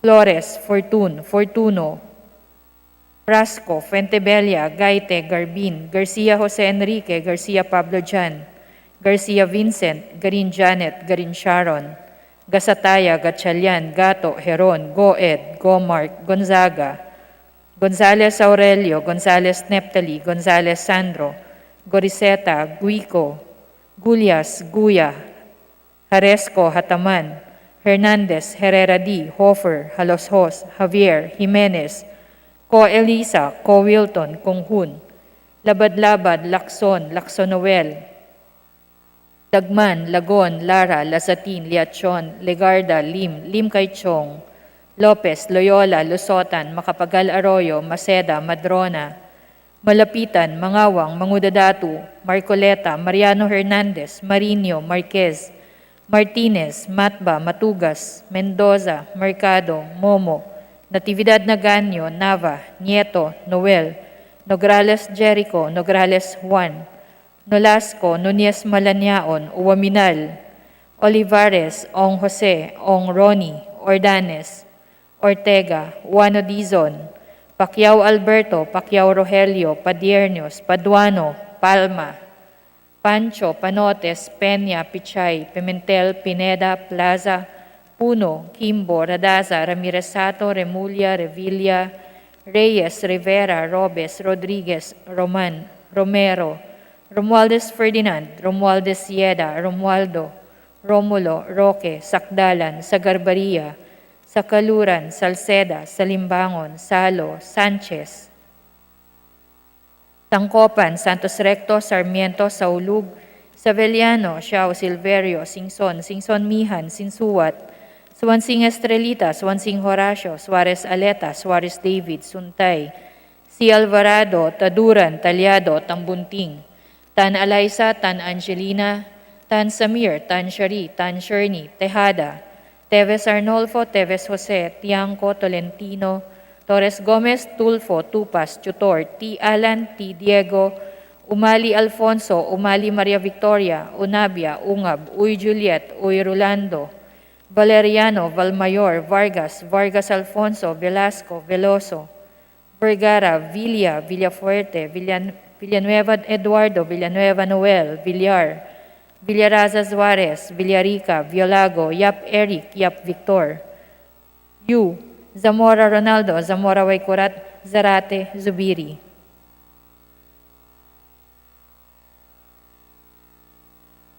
Second call in consideration of House Bill Number 8513 on third reading. Abante, Abaya, Abellanosa, Adyong, Agaraw, Alvarez Pantaleon, Amatong, Aumentado, Bagatsing, Banyas Nograles, Baronda, Bautista, Bernos, Billones, Biron, Bondok, Bulot, Cabredo, Caminero, Canama, Kawagdan, Cardema, Cari, Castelo, Celeste, Co Elizaldi, Cojuangco, Cueva, Dalipe, De Jesus, De Los Santos, Duavit, Duhali, Enverga, Erice, Ermita Buhain, Fariñas, Rudy Cesar, Fernandez, Fernando, Flores, Fuentebella, Garin Sharon, Goed, Gonzaga, Gonzales Sandro, Guico, Guya, Haresco, Hataman, Javier, Co Eliza, Liachon, Lopez, Malapitan, Mangudadatu, Marcoleta, Mariano Hernandez, Marino, Marquez, Martinez, Matba, Mendoza, Mercado, Nograles Juan, Nolasco, Nunez Malanaon, Uaminal, Olivares, Ong Jose, Ordanes, Pacquiao Alberto, Pichay, Pineda, Romero, Sagarbaria, Sakaluran, Sangkopan, Saulug, Xiao, Silverio, Singson, Suarez Aleta, Suarez David, Si Alvarado, Talyado, Tan Alaysa, Tan Angelina, Tan Samir, Tan Shari, Tan Sherni, Teves Jose, Tiangco, Torres Gomez, T. Alan, Uy Juliet, Veloso, Villa, Villar, Villaraza Suarez, Villarica.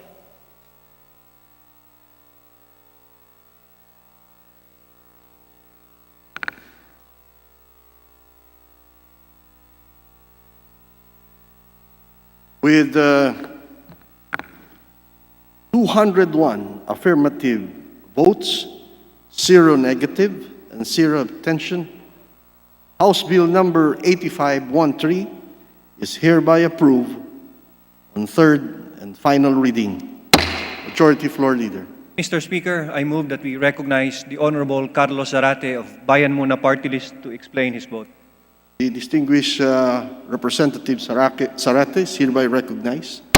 Thank you, Mr. Speaker. This representation votes yes to the new passport law as it addresses prevailing concerns in the country. It is an undeniable fact that many of our kababayans, Mr. Speaker, use passport mainly for our overseas Filipino workers, while a few use the passports for various other reasons. No matter how unfortunate, Mr. Speaker, we are because our country exports and advocates for the export of our labor, it is still imperative that we craft laws that save and protect our kababayans. It is very important, Mr. Speaker, that Filipinos who are forced to leave the country, their families to find better income in other lands should still be protected by our government.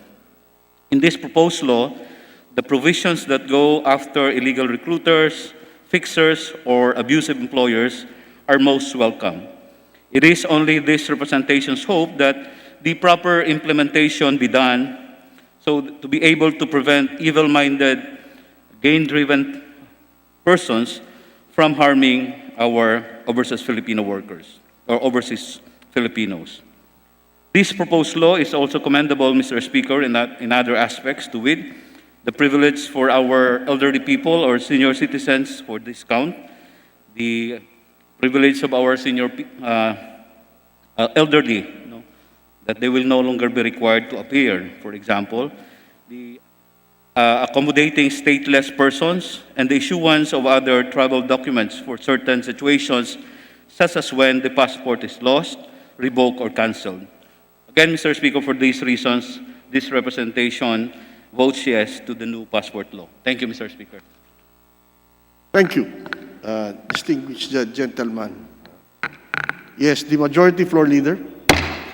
Mr. Speaker, I move that we consider on third and final reading House Bill number 8586, and may I request the Secretary General to read the title of the bill and thereafter call the roll of members for nominal voting. The Secretary General is hereby directed to read the title of House Bill 8586. Furthermore, shall proceed to the roll call, to calling the roll for nominal voting. Please carry on. House Bill 8586, an act declaring the 24th day of January of every year a National Education Day. Roll call of members in consideration of House Bill 8586. Abante, Abaya, Abellanosa, Abu, Abueg Saldivar, Abunda, Acop, Acosta Alba, Adjong, Advincula, Agabas, Agaraw, Aglipay, Aguinaldo, Albano, Almario, Alonte, Alvarez France, Alvarez de Genaro, Alvarez Pantaleon, Amante Matba, Matong, Angara, Aragones, Arbison, Aredas, Arroyo, Atienza, Aumentado, Babasa, Pagatsing, Balindong, Banyas, Nograles, Barba, Barbers, Baronda, Barzaga, Bascug, Bautista Bandigan, Belmonte, Benitez, Bernos, Biazon, Villones, Biron, Bolilia, Bondoc, Bordado, Bravo, Brosas, Bulot, Bustos, Kabatbat, Kabuchan, Cabredo, Cagas, Calderon, Calixto, Caminero, Campos, Canama, Pawagdan, Cardema, Cari, Castelo, Castro France, Castro Fredinel, Cayetano Alan Peter, Cayetano Maria Larni, Celeste, Chato, Chipeco, Chungalao, Co Angelica, Co Elizaldi, Coanco, Colyantes, Crisologo, Cua, Quaresma, Cueva, Culyamat, Gugook, Dalipe, Dalog, Daza, De Jesus, De Vedecia, Defensor Lawrence, Defensor Michael De Los Santos, Del Oso Montalia, Dimaporo Abdullah, Dimaporo Khalid, Duavit, Duhali, Duterte, D. Faustino Ino, D. Faustino Michael, D. Ian, Ebcas, Ecleo, Elago, Enverga, Erice, Erigel, Ermita Buhayin, Escudero, Espina, Espino, Estrella, Fariñas Ria, Fariñas Rudy, Cesar, Hernandez, Fernando, Ferrer Juliet, Ferrer Luis, Flores, Fortuno, Frasco, Fuentebella, Gaite, Garbin, Garcia Jose Enrique, Garcia Pablo John, Garcia Vincent, Garin Janet, Garin Sharon, Gasataya, Gatchalian, Gato, Heron, Go Ed, Go Mark, Gonzaga, Gonzales Aurelio, Gonzales Neptali, Gonzales Sandro,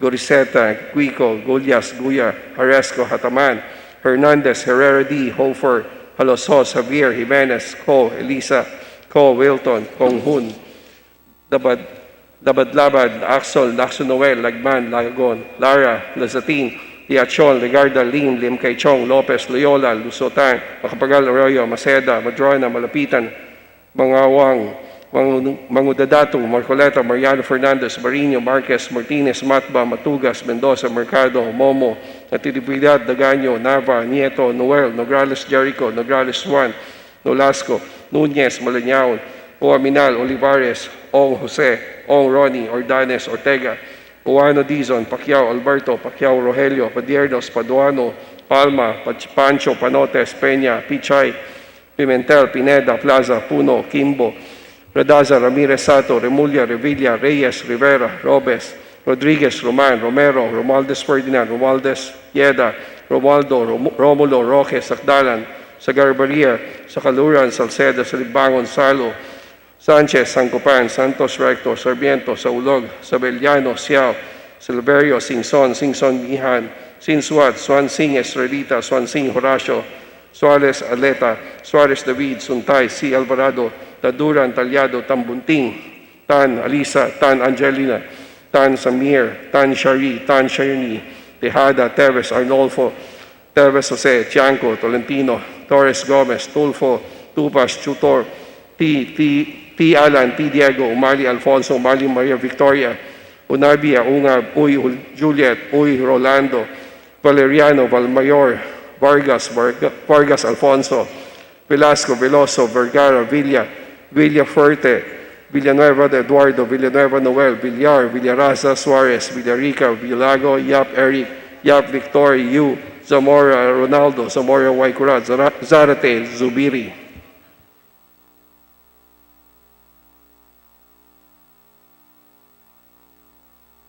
Second call in consideration of House Bill 8586. Abante, Abaya, Adyong, Agaraw, Alvarez Pantaleon, Amatong, Otmentado, Bagatsing, Banyas, Nograles, Baronda, Bautista, Bernos, Bulyones, Biron, Bondok, Bulot, Cabredo, Caminero, Canama, Coagdan, Cardema, Cari, Castelo, Celeste, Co, Elizalde, Coanco, Cueva, Delipe, De Jesus, De Los Santos, Duavit, Duhali, Enverga, Erice, Efariñas, Rudy, Cesar, Fernandez, Fernando, Flores, Fuentebella, Garin, Sharon, Go, Ed, Gosaga, Gonzales, Sandro, Guico, Guya, Haresco, Hataman, Javier, Co, Elisa, Diachon, Lopez, Malapitan, Mangudatu, Margoleta, Mariano, Fernandez, Marino, Marquez, Martinez, Matba, Mendoza, Mercado, Nograles, Juan, Nolasco, Nunez, Malañao, Nuaminal, Olivares, Ordanes, Pacquiao, Alberto, Pichay, Pineda, Romero, Sagabaria, sa Kaluran, Sangkupan, Saulog, Siao, Silverio, Singson, Suarez Aleta, Suarez David, C. Alvarado, Talyado, Tan Alaisa, Tan Angelina, Tan Samir, Tan Shari, Tan Shirney, Teves Jose, Tianco, Torres Gomez, T. Alan, Uy Juliet, Veloso, Villar, Villaraza Suarez, Villarica.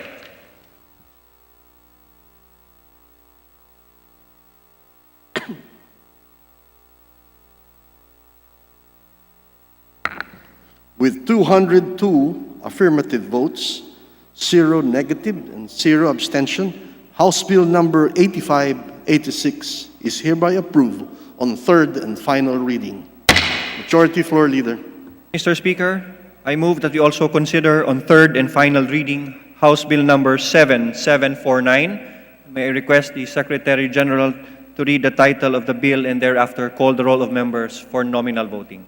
Chair hereby directs the Secretary General to please read the title of House Bill number 7749 and thereafter proceed to calling of the roll for nominal voting. Carry on. House Bill number 7749, an act providing for government financial institutions unified initiatives to distressed enterprises for economic recovery guide. Roll call of members in consideration of House Bill number 7749 on third reading. Abante, Abaya, Abellanosa, Abu, Abueg Saldivar, Abunda, Acop, Acosta, Acosta Alba, Adyong, Advincula, Agabas, Agaraw, Aglipay, Aguinaldo, Albano, Almario, Alonte, Alvarez Franz, Alvarez Genaro, Alvarez Pantaleon, Amante Matba, Amatong, Angara, Aragones, Arbison, Arenas, Arroyo, Atienza, Omentado, Babasa, Bagatsing, Balindong, Banyas, Nograles, Barba, Barbers, Baronda, Barzaga, Bascub, Bautista, Bautista Bandigan, Belmonte, Benitez, Bernos, Biazon, Bilyones, Biron, Bolilia, Bondok, Bordado, Bravo, Brosas, Ulot, Bustos, Kabatbat, Kabochan, Cabredo, Cagas, Calderon, Calixto, Caminero, Campos, Canama, Kawagdan, Cardema, Cari, Castelo, Castro Franz, Castro Fredenil, Cayetano Alan Peter, Cayetano Mariela Arni, Celeste, Chato, Chipeco, Chungalao, Co Angelica, Co Elizaldi, Coanco, Coliantes, Crisologo, Cuwa, Quaresma, Cueva, Culyamat, Dagook, Dalipe, Dalog, Daza, De Jesus, De Venecia, Defensor Lawrence, Defensor Michael, De Los Santos, De Loso Montalia, De Maporo Abdullah, De Maporo Khalid, Duavit Duhali Duterte, D. Faustino Ino, D. Faustino Michael, D. Ian, Ebcas, Ecleo, Elago, Enverga, Erice, Erigel, Ermita Buhain, Escudero, Espina, Espino, Estrella, Fariñas Ria, Fariñas Rudy Cesar, Fernandez, Fernando, Ferrer Juliet, Ferrer Luis, Flores, Fortun, Fortuno, Frasco, Fuentebella, Gaite, Garbin, Garcia Jose Enrique, Garcia Pablo Jan, Garcia Vincent, Garin Janet, Garin Sharon, Gasataya, Gatchalian, Gato, Heron, Goed, Gomark, Gonzaga, Gonzales Aurelio, Gonzales Neptali, Gonzales Sandro, Goriseta, Guico, Gulias, Guya, Haresco, Hataman, Hernandez, Herrera D, Hofer, Haloshos, Javier, Jimenez, Co Eliza, Co Wilton, Konghun, Labad-Labad, Lacson, Lacson-Noel, Lagman, Lagon, Lara, Lazatin, Liachon, Legarda, Lim, Lim Kaichong, Lopez, Loyola, Lusotan, Macapagal Arroyo, Maceda, Madrona, Malapitan, Mangawang, Mangudadatu, Marcoleta, Mariano Hernandez, Marinho, Marquez, Martinez, Matba, Matugas, Mendoza, Mercado, Momo, Natividad Naganyo, Nava, Nieto, Noel, Nograles Jericho, Nograles Juan, Nolasco, Nunez Malaniaon, Uwaminal, Olivares, Ong Jose, Ong Ronnie, Ordanes, Ortega, Uwano Dizon, Pacquiao Alberto, Pacquiao Rogelio, Padiernos, Paduano, Palma, Mr. Speaker. Pancho, Panotes, Peña, Pichay, Pimentel, Pineda, Plaza, Puno, Kimbo, Radaza, Ramirez Sato, Remulla, Revilla, Reyes, Rivera, Robes, Rodriguez, Roman, Romero, Romualdez Ferdinand, Romualdez Sieda, Romualdo, Romulo, Roque, Sakdalan, Sagarbaria, Sakaluran, Salceda, Salimbangon, Salo, Sanchez, Sangkopan, Santos Recto, Sarmiento, Saulug, Savellano, Xiao, Silverio, Singson, Singson Mihan, Sinsuat, Swansing Estrelita, Swansing Horacio, Suarez Aleta, Suarez David, Suntay, C. Alvarado, Taduran, Talyado, Tambunting, Tan Alaysa, Tan Angelina, Tan Samir, Tan Shari, Tan Sherni, Tejada, Teves Arnolfo, Teves Jose, Tiangco, Tolentino, Torres Gomez, Tulfo, Tupas, Tutor, T. Alan, T. Diego, Umali Alfonso, Umali Maria Victoria, Unabia, Ungab, Uy Juliet, Uy Rolando, Valeriano, Valmayor, Vargas, Vargas Alfonso, Velasco, Veloso, Vergara, Villa, Villafuerte, Villanueva Eduardo, Villanueva Noel, Villar, Villaraza Suarez, Villarica, Violago, Yap Eric, Yap Victor, Yu, Zamora Ronaldo, Zamora Waikurat, Zarate Zubiri. Second call in consideration of House Bill Number 7749 on third reading. Abante, Abaya, Adyong, Agaraw, Alvarez Pantaleon, Omentado, Bagatsing, Bañas Nograles, Baronda, Bautista, Bernos, Billones, Biron, Bulut, Cabredo, Caminero, Canama, Kawagdan, Cardema, Cari, Castelo, Celeste, Co Elizaldi, Coanco, Cueva, Dalipe, De Jesus, De Los Santos, Duavit, Duhali, Enverga, Erice, Fariñas, Rudy Cesar, Fernandez, Fernando, Flores, Fuentebella, Garin Sharon, Goed, Gonzaga, Gonzales Sandro, Guico, Gulia, Haresco, Hataman, Javier, Co Eliza, Liachon, Lopez, Malapitan, Mangudadatu, Marcoleta, Mariano Hernandez, Marinho, Marquez, Martinez, Matba, Mendoza, Mercado, Nograles Juan, Nolasco, Nunez Malaniaon, Uwaminal, Olivares, Ordanes, Pacquiao Alberto, Pichay, Pineda, Romero, Sagarbaria, Sakaluran, Sangkopan, Saulug, Xiao, Silverio, Singson, Suarez Aleta, Suarez David, C. Alvarado, Talyado, Tan Alaysa, Tan Angelina, Tan Samir, Tan Shari, Tan Sherni, Teves Jose, Tiangco, Torres Gomez, T. Alan, Uy Juliet, Veloso, Villa, Villar, Villaraza Suarez, Villarica.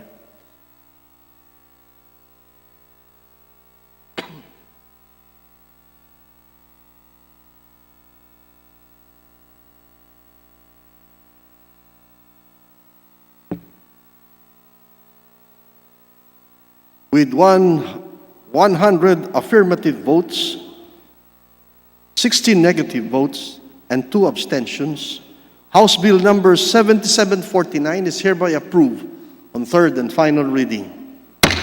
The Majority Floor Leader. Mr. Speaker, I respectfully move that we recognize the Honorable Arlene Brosas of Gabriela Party List to explain her vote. The distinguished representative Eileen Brosas is hereby recognized. Thank you, Mr. Speaker. Maraming salamat, Mr. Speaker. Mr. Speaker, no ang boto ng Gabriela Women's Party sa panukalang guide bill na sa esensya ay ang pagpapadaloy ng pondo ng bayan patungo sa pribadong sektor na pangunahing pakikinabangan ng mga malalaking korporasyon.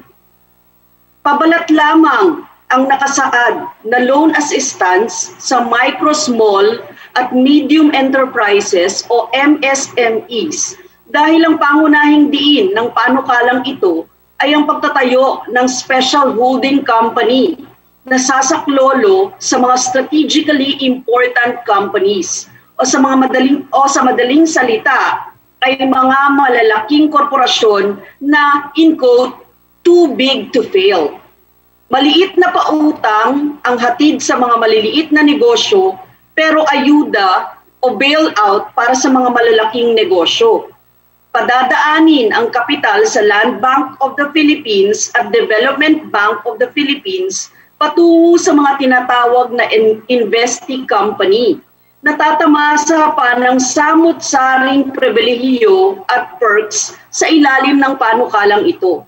Hindi rin klaro sa panukalang ito ang mga industriya at sektor ng negosyo na makakabenepisyo sa investments ng gobyerno.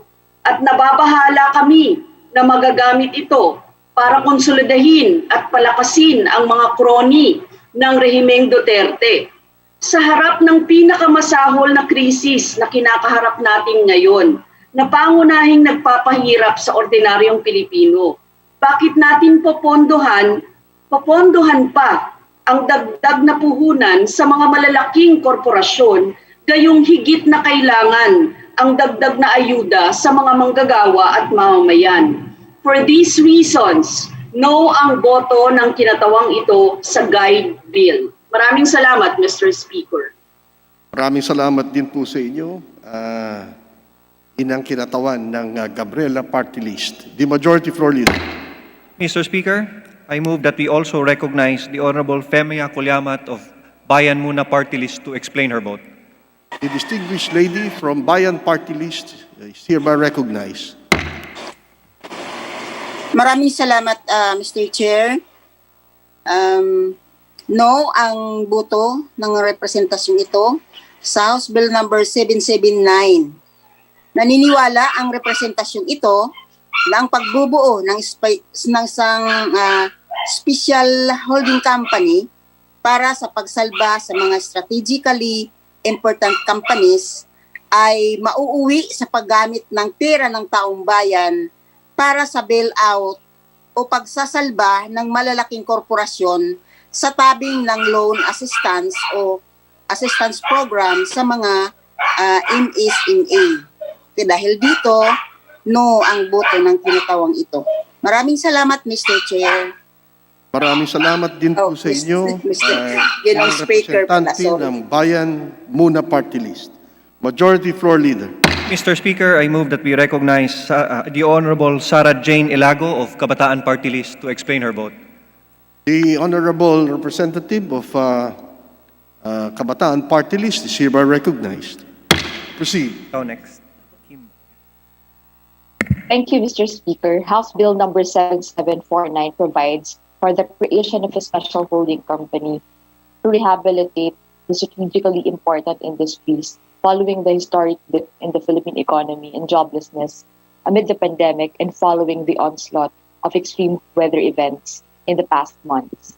Investee companies and the SHC can enjoy generous perks and privileges under the proposed measures, including the exemption from almost all applicable taxes to corporations and free privileges for 3 years, Procurement activities are exempt from regulations and bidding requirements for 3 years, an exemption from the GOCC Governance Act and Philippine Competition Act for 3 years, noting that the PCA exemption shall only apply to acquisition of assets of an investee company by the SHC, among others.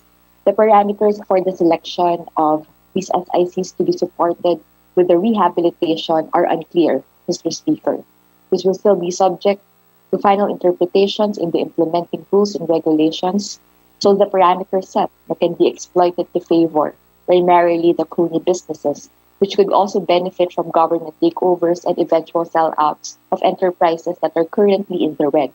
On top of this vulnerability to bail out only the favored businesses, it's also evident how the support for MSMEs is quite superficial.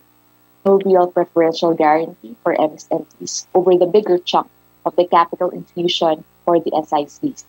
And according to the recent survey conducted 2020 by the United Nations Development Program on the impact of COVID-19 on MSMEs in the Philippines, at least 60% of the respondents reported that they have not received any assistance from the government, the private sector, NGOs, and other stakeholders yet.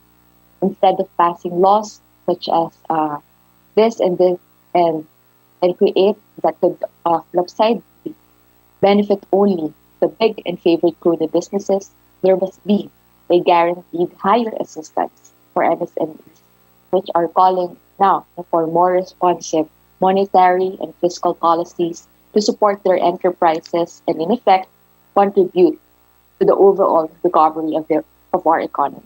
For all these reasons, Mr. Speaker, Bataan Party List votes no to House Bill number 7749. Thank you. Thank you. Honorable Representative from Kabataan Party List, the Majority Floor Leader. Mr. Speaker, I move that we recognize the Honorable Stella Luz Kimbo of Marikina City to explain her vote.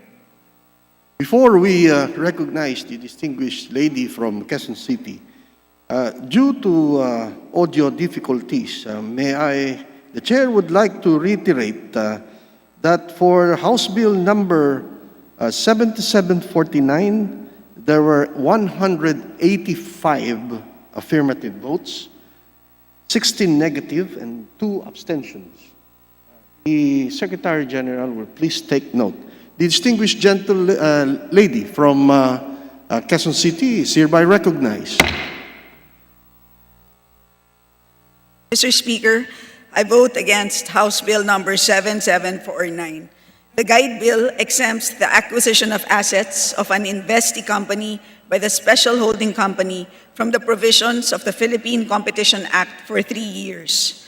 While I understand that such a provision intends to expedite the acquisitions by the special holding company to promote business continuity, I believe that such an objective must be balanced against the longer-term objective of promoting and preserving market competition. Healthy market competition, which helps lower input prices, improve access to markets, and promote innovation, is also instrumental to our economic recovery. With the proposed measure, competition concerns may arise from certain transactions, considering that equity participation in the special holding company will be offered to private investors. Sa ilalim ng guide bill, may posibilidad na ang assets ng rescued company na siyang binili ng special holding company ay maibenta sa competitor nito. Sa ganitong sitwasyon, maaaring mas lumaki o magresulta sa isang monopolyo sa isang merkado. More monopolistic markets ultimately mean higher prices and poorer service, and it's the everyday consumer that suffers. Mr. Speaker, today we're all familiar with the burden that comes with rising prices of basic goods. With less competitive markets, we could see more bottlenecks to supply and even higher prices. Is this something that we are all willing to accept? Pag walang review ng PCC, maaaring mabago ang latag ng isang merkado at baka magkaroon pa ng monopolyo ng dahil lamang sa mga transaksyones ng isang special holding company na exempt sa PCC review. The Philippine Competition Commission is in the best position to weigh in on the potential competition effects of proposed transactions. The PCC already has existing processes in place specifically for situations like these where there is a need to expedite merger review. A blanket exemption from PCC scrutiny and supervision, as proposed in the current guide bill, undermines an important policy of the state and poses the risk of harm to competition down the line, whether intentionally or not. Mr. Speaker, for genuine economic recovery, we must enact policies that are effective in the short term as well as forward-looking. We cannot afford to ignore the repercussions that our recovery measures may have down the line. We have always said that we want not just to recover, but to rebuild. And I believe effective markets belong in the new normal that we are trying to build. In this light, I vote no to the guide bill. Thank you, Mr. Speaker. Thank you to the distinguished lady from Quezon City, the economics wizard of the House of Representatives. The Majority Floor Leader. Mr. Speaker, I move that we recognize the Honorable Franz Castro to explain her vote. The distinguished representative, Madam Franz Castro, is hereby recognized. Maraming salamat, Ginoong Speaker, at magandang hapon sa ating lahat. Bumoto po ng no ang kinatawang ito ng ACT Teachers Party List sa panukalang Government Financial Institutions Unified Initiatives to Distress Enterprises for Economic Recovery or Guide Bill. Hindi tumutugon ang panukalang batas na ito sa totoong pangangailangan ng mga micro, small, and medium enterprises na direktang pinansyahan na suporta sa kanila. Wala rin sa batas na ito ang kagyat na ayuda para sa mga manggagawa o empleyado ng MSMEs. Hindi masasabing tulong ang binibigay ng guide dahil ang sinasabing tulong ay nasa forma ng loan assistance program or other credit program, kung saan ito ay may kapalit rin at na utang na dapat bayaran. Maraming MSMEs na nga ang naapektuhan ng pandemya, ngunit pagkakakitaan pa ito ng ating gobyerno. Sa Create Bill na direktang bawas ng tax ng mga malalaking korporasyon ay ipinasa ng Kongresong ito.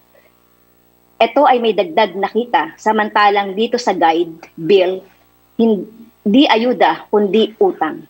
Sinasamantala ng gobyerno Duterte ang pandemya upang magkaroon ng kapangyarihan o kontrol sa business, private sectors at iba pang korporasyon sa pamamagitan ng pagtatayo ng holding companies at may sarili na itong board of directors at functions. Kaakibat din ito ng panukalang batas na ito na incentives na maaring maging token para sa mga korporasyong sumusuporta sa gobyerno o pinapaboran ng gobyerno. Mr. Speaker, malapit na naman ang eleksyon ng 2022 kung saan ang suporta ng mga malalaking korporasyon ay maaring magamit upang magkaroon ng pondo sa pangangampanya. Kaya prioridad ng Duterte administration ng mga ganitong panukalang batas na anti-mamamayan para lamang sa interes ng ilan. Muli, Ginoong Speaker, ang boto ng kinatawang ito ay no.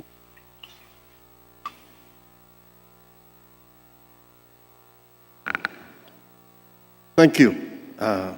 Distinguished representative from the ACT Teachers Party List.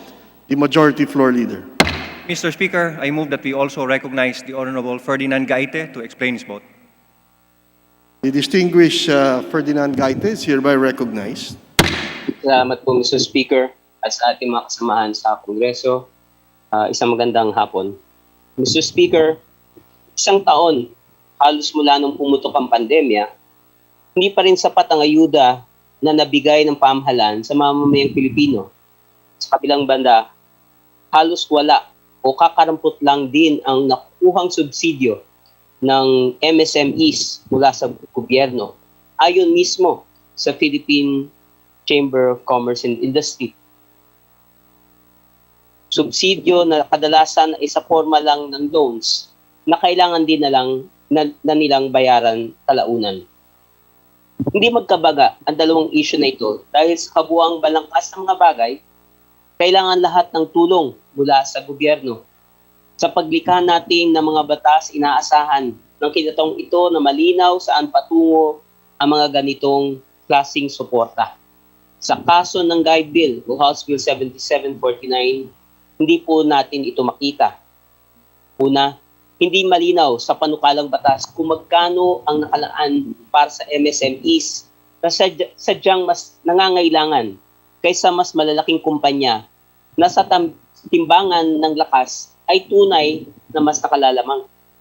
Ikalwa, hindi rin malinaw sa panukalang batas paano makaka-avail ang MSMEs ng benepisyo mula rito. Sa benepisyo ng definisyon ng House Bill 7749, sa strategically important companies, quote-unquote, lumalabas na big corporations can take majority of the proverbial pie. Para mag-qualify sa benepisyo ng guide, kailangan may high employability, may downstream and upstream linkages, high efficiency, at product quality, to quote. Mga katangiang bihirang makikita sa ating mga MSMEs na wala rin namang nakukuhang sapat na suporta mula sa pamahalaan upang sila ay unlad at makabuo tayo ng sarili nating mga industriya at homegrown enterprises. Hindi rin maunawaan ang kinatuwang ito. Ang exemptions ay tinakda ng guide para sa lilikhaing Special Holding Company o SHC na siyang magre-rehabilitate daw ng mga kumpanyang nasa temporary insolvency situation. Mga katanungan, bakit kailangan i-exempt sa motu proprio powers ng Philippine Competition Commission ang mergers and acquisitions kung well within the bounds of the law naman ang nais makamit? Bakit kailangan may exemption mula sa injunction order ng korte ang SHC kung gusto naman ang mga prosesong pagdadaanan nito? Sa kasulukuyan, itsura ng panukalang batas, hindi nakadisenyong guide para sa MSMEs. Ito ay isang bailout package na bagamat hindi rin substantial, ay hindi rin naman pakikilabangan ng maliliit na empresa. Kaya Mr. Speaker, no ang boto ng kinatawang ito sa House Bill 7749 o Guide Bill. Salamat po. Salamat po, Ginoong Representante ng Bayan Muna Party List, Majority Floor Leader. Mr. Speaker, I move that we recognize the Honorable Carlos Zarate of Bayan Muna Party List to explain his vote. The representative from Bayan Muna Party List is hereby recognized. Salamat, Ginoong Speaker. Bumoboto ng no ang kinatawang ito sa House Bill number 7749 o ang Act Providing for Government Financial Institutions Unified Initiatives to Distress Enterprises for Economic Recovery or Guide Bill. Ang dapat nating tinutulungan, Ginoong Speaker, ay ang mga micro, small, and medium enterprises, lalo na at nasa gitna tayo ng isang krisis na pinalala ng pandemya ng COVID. Hindi lang sila ang pinakamarami at nagbibigay ng 62.4 ng empleo. Sila rin ang pinakamalubhang na apektuhan ng pandemya at lockdown. Hindi tulad ng mga malalaking kumpanya na kumikita pa rin sa gitna ng pandemya, maraming maliliit na mga namumuhunan ang sobrang nalugi at nagsara dahil sa ipinapatupad na karantina o lockdown. Ngunit sa panukalang batas na ito, Ginoong Speaker, muling bigyan ng labis-labis na insentibo ang mga sinasabi nitong quote, strategically important companies, habang nagpasa tayo ng ibang mga panukalang batas na magbubuwis sa mga ordinaryong mamamayan at maliliit na mga mamumuhunan, narito tayo at ini-exempt ang mga malalaking kumpanya, for example, sa documentary tax stamp tax, capital gains tax, creditable withholding income tax, value-added tax, gross receipt tax, at iba pa. Dagdag pa rito, Ginoong Speaker, ini-exempt din natin ang itinatayong Special Holding Company sa GOCC Governance Act at Philippine Competition Act. Samantala, 10 bilyong pondong nakalaan para sa batas na ito or 2.5 billion lang ang siguradong mapupunta sa micro, small, and medium enterprises sa forma ng pautang. Hindi subsidiya, hindi grants, kung hindi ito ay pautang. Malinaw na ginagamit lang na panabing ng ang MSMEs para ipasa ang labis-labis na incentives para sa mga malalaking kumpanya. Kung kaya't muli, Ginoong Speaker, bumoboto ng no ang kinatawang ito ng Bayan Muna sa House Bill number 7749 or Guide Bill. Maraming salamat, Ginoong Speaker. Maraming salamat po sa inyo. The Majority Floor Leader. Mr. Speaker, I move that we recognize the Honorable Minority Leader Stephen Paduano to explain his vote. The Honorable Minority Floor Leader is hereby recognized. Please proceed. Thank you, Mr. Speaker. Good afternoon to all the members of this House of Congress. Mr. Speaker, during the deliberations of House Bill number 7749 of the Guide Bill, a lot of questions on the proposed bill were raised by the majority of the members of the minority, Mr. Speaker. As a matter of fact, Mr. Speaker, a lot of proposed amendments were introduced by Deputy Minority Leader Stella Kimbo and this representation. However, Mr. Speaker, the chairman of the Committee on Banks and Financial Intermediaries, the author of this House Bill 7749, did not accept nor consider the amendment which the minority sees to be a major and very important amendment to the Special Holding Corporation's provisions. I find it very unfortunate that not a single proposed amendment was accepted by the committee and by the chair of the Committee on Banks. Mr. Speaker, during the period of debate and interpellations, there were at least 10 major issues raised by this representation, and I'm reiterating only a few of these concerns, Mr. Speaker. Number one, as also pointed out by fellow members of the minority, the proposed measure, Mr. Speaker, should focus on the SICs, while supposedly a separate bill be proposed specifically for medium, small, micro, small, and medium enterprises, Mr. Speaker.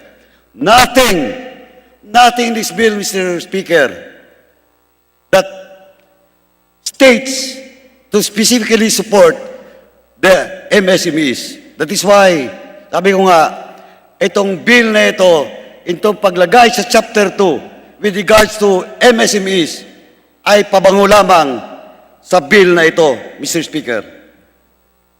Number two, Mr. Speaker, during the period of debate and deliberations, this representation pointed out that the proposed increase of the capital stock of the Development Bank of the Philippines, or DBP, seemingly, Mr. Speaker, a rider provision in the proposed measure that should be removed.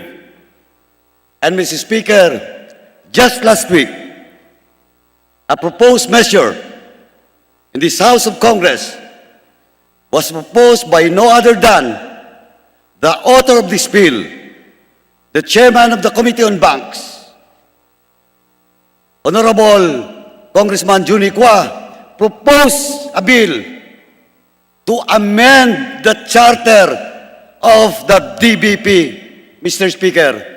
And with that, Mr. Speaker, the position of this representation and the majority of the members of the minority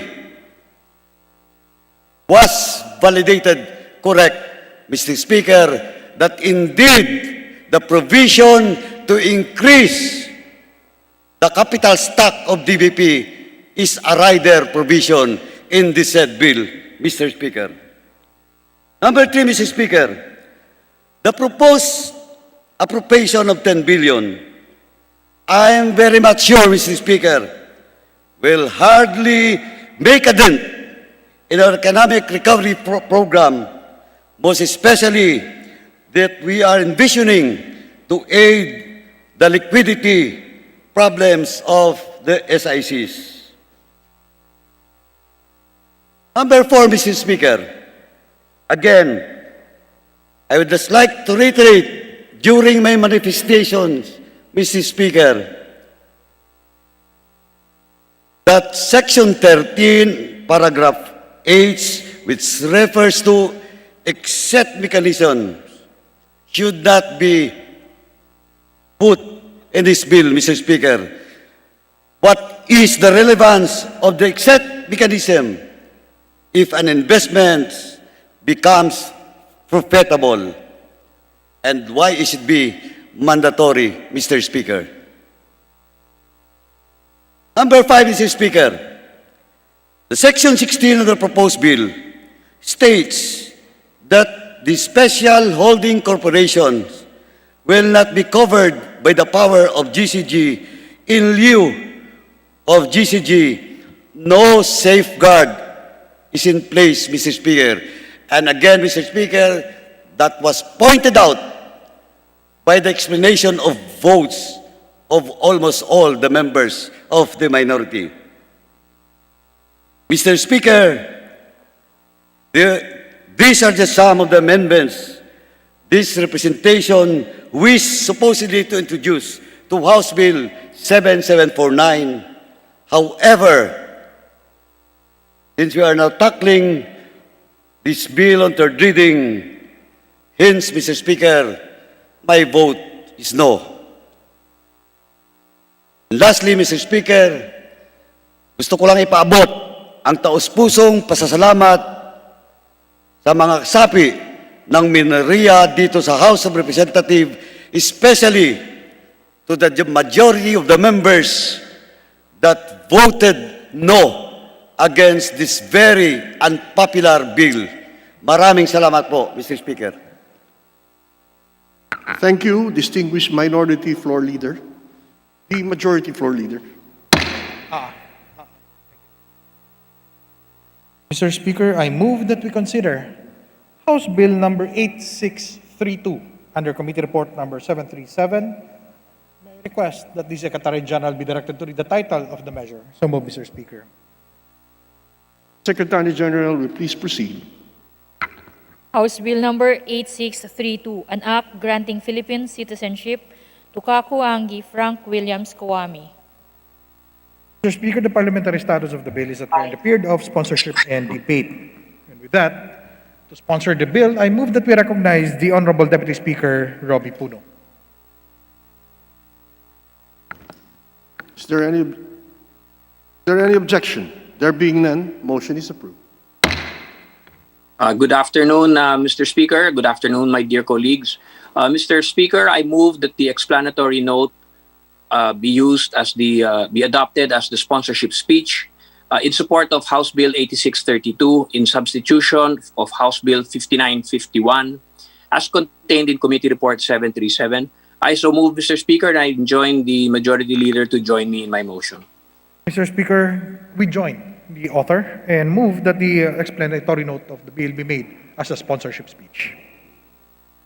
Is there any objection? Chair hears none. Motion is hereby approved. The majority floor leader. Mr. Speaker, there being no members wish to interpolate on the bill, I move that we close the period of the sponsorship and debate. Is there any objection? Chair hears none. Motion is hereby approved. Majority floor leader. Mr. Speaker, I move that we open the period of amendments. Is there any objection? There being none, motion is approved. Mr. Speaker, there being no members wish to introduce amendments, neither any committee amendment, I move that we close the period of amendments. Is there any objection? Chair hears none, motion is approved. Mr. Majority Speaker, floor leader. Mr. Speaker, I move that we approve on second reading House Bill number 8632. So move, Mr. Speaker.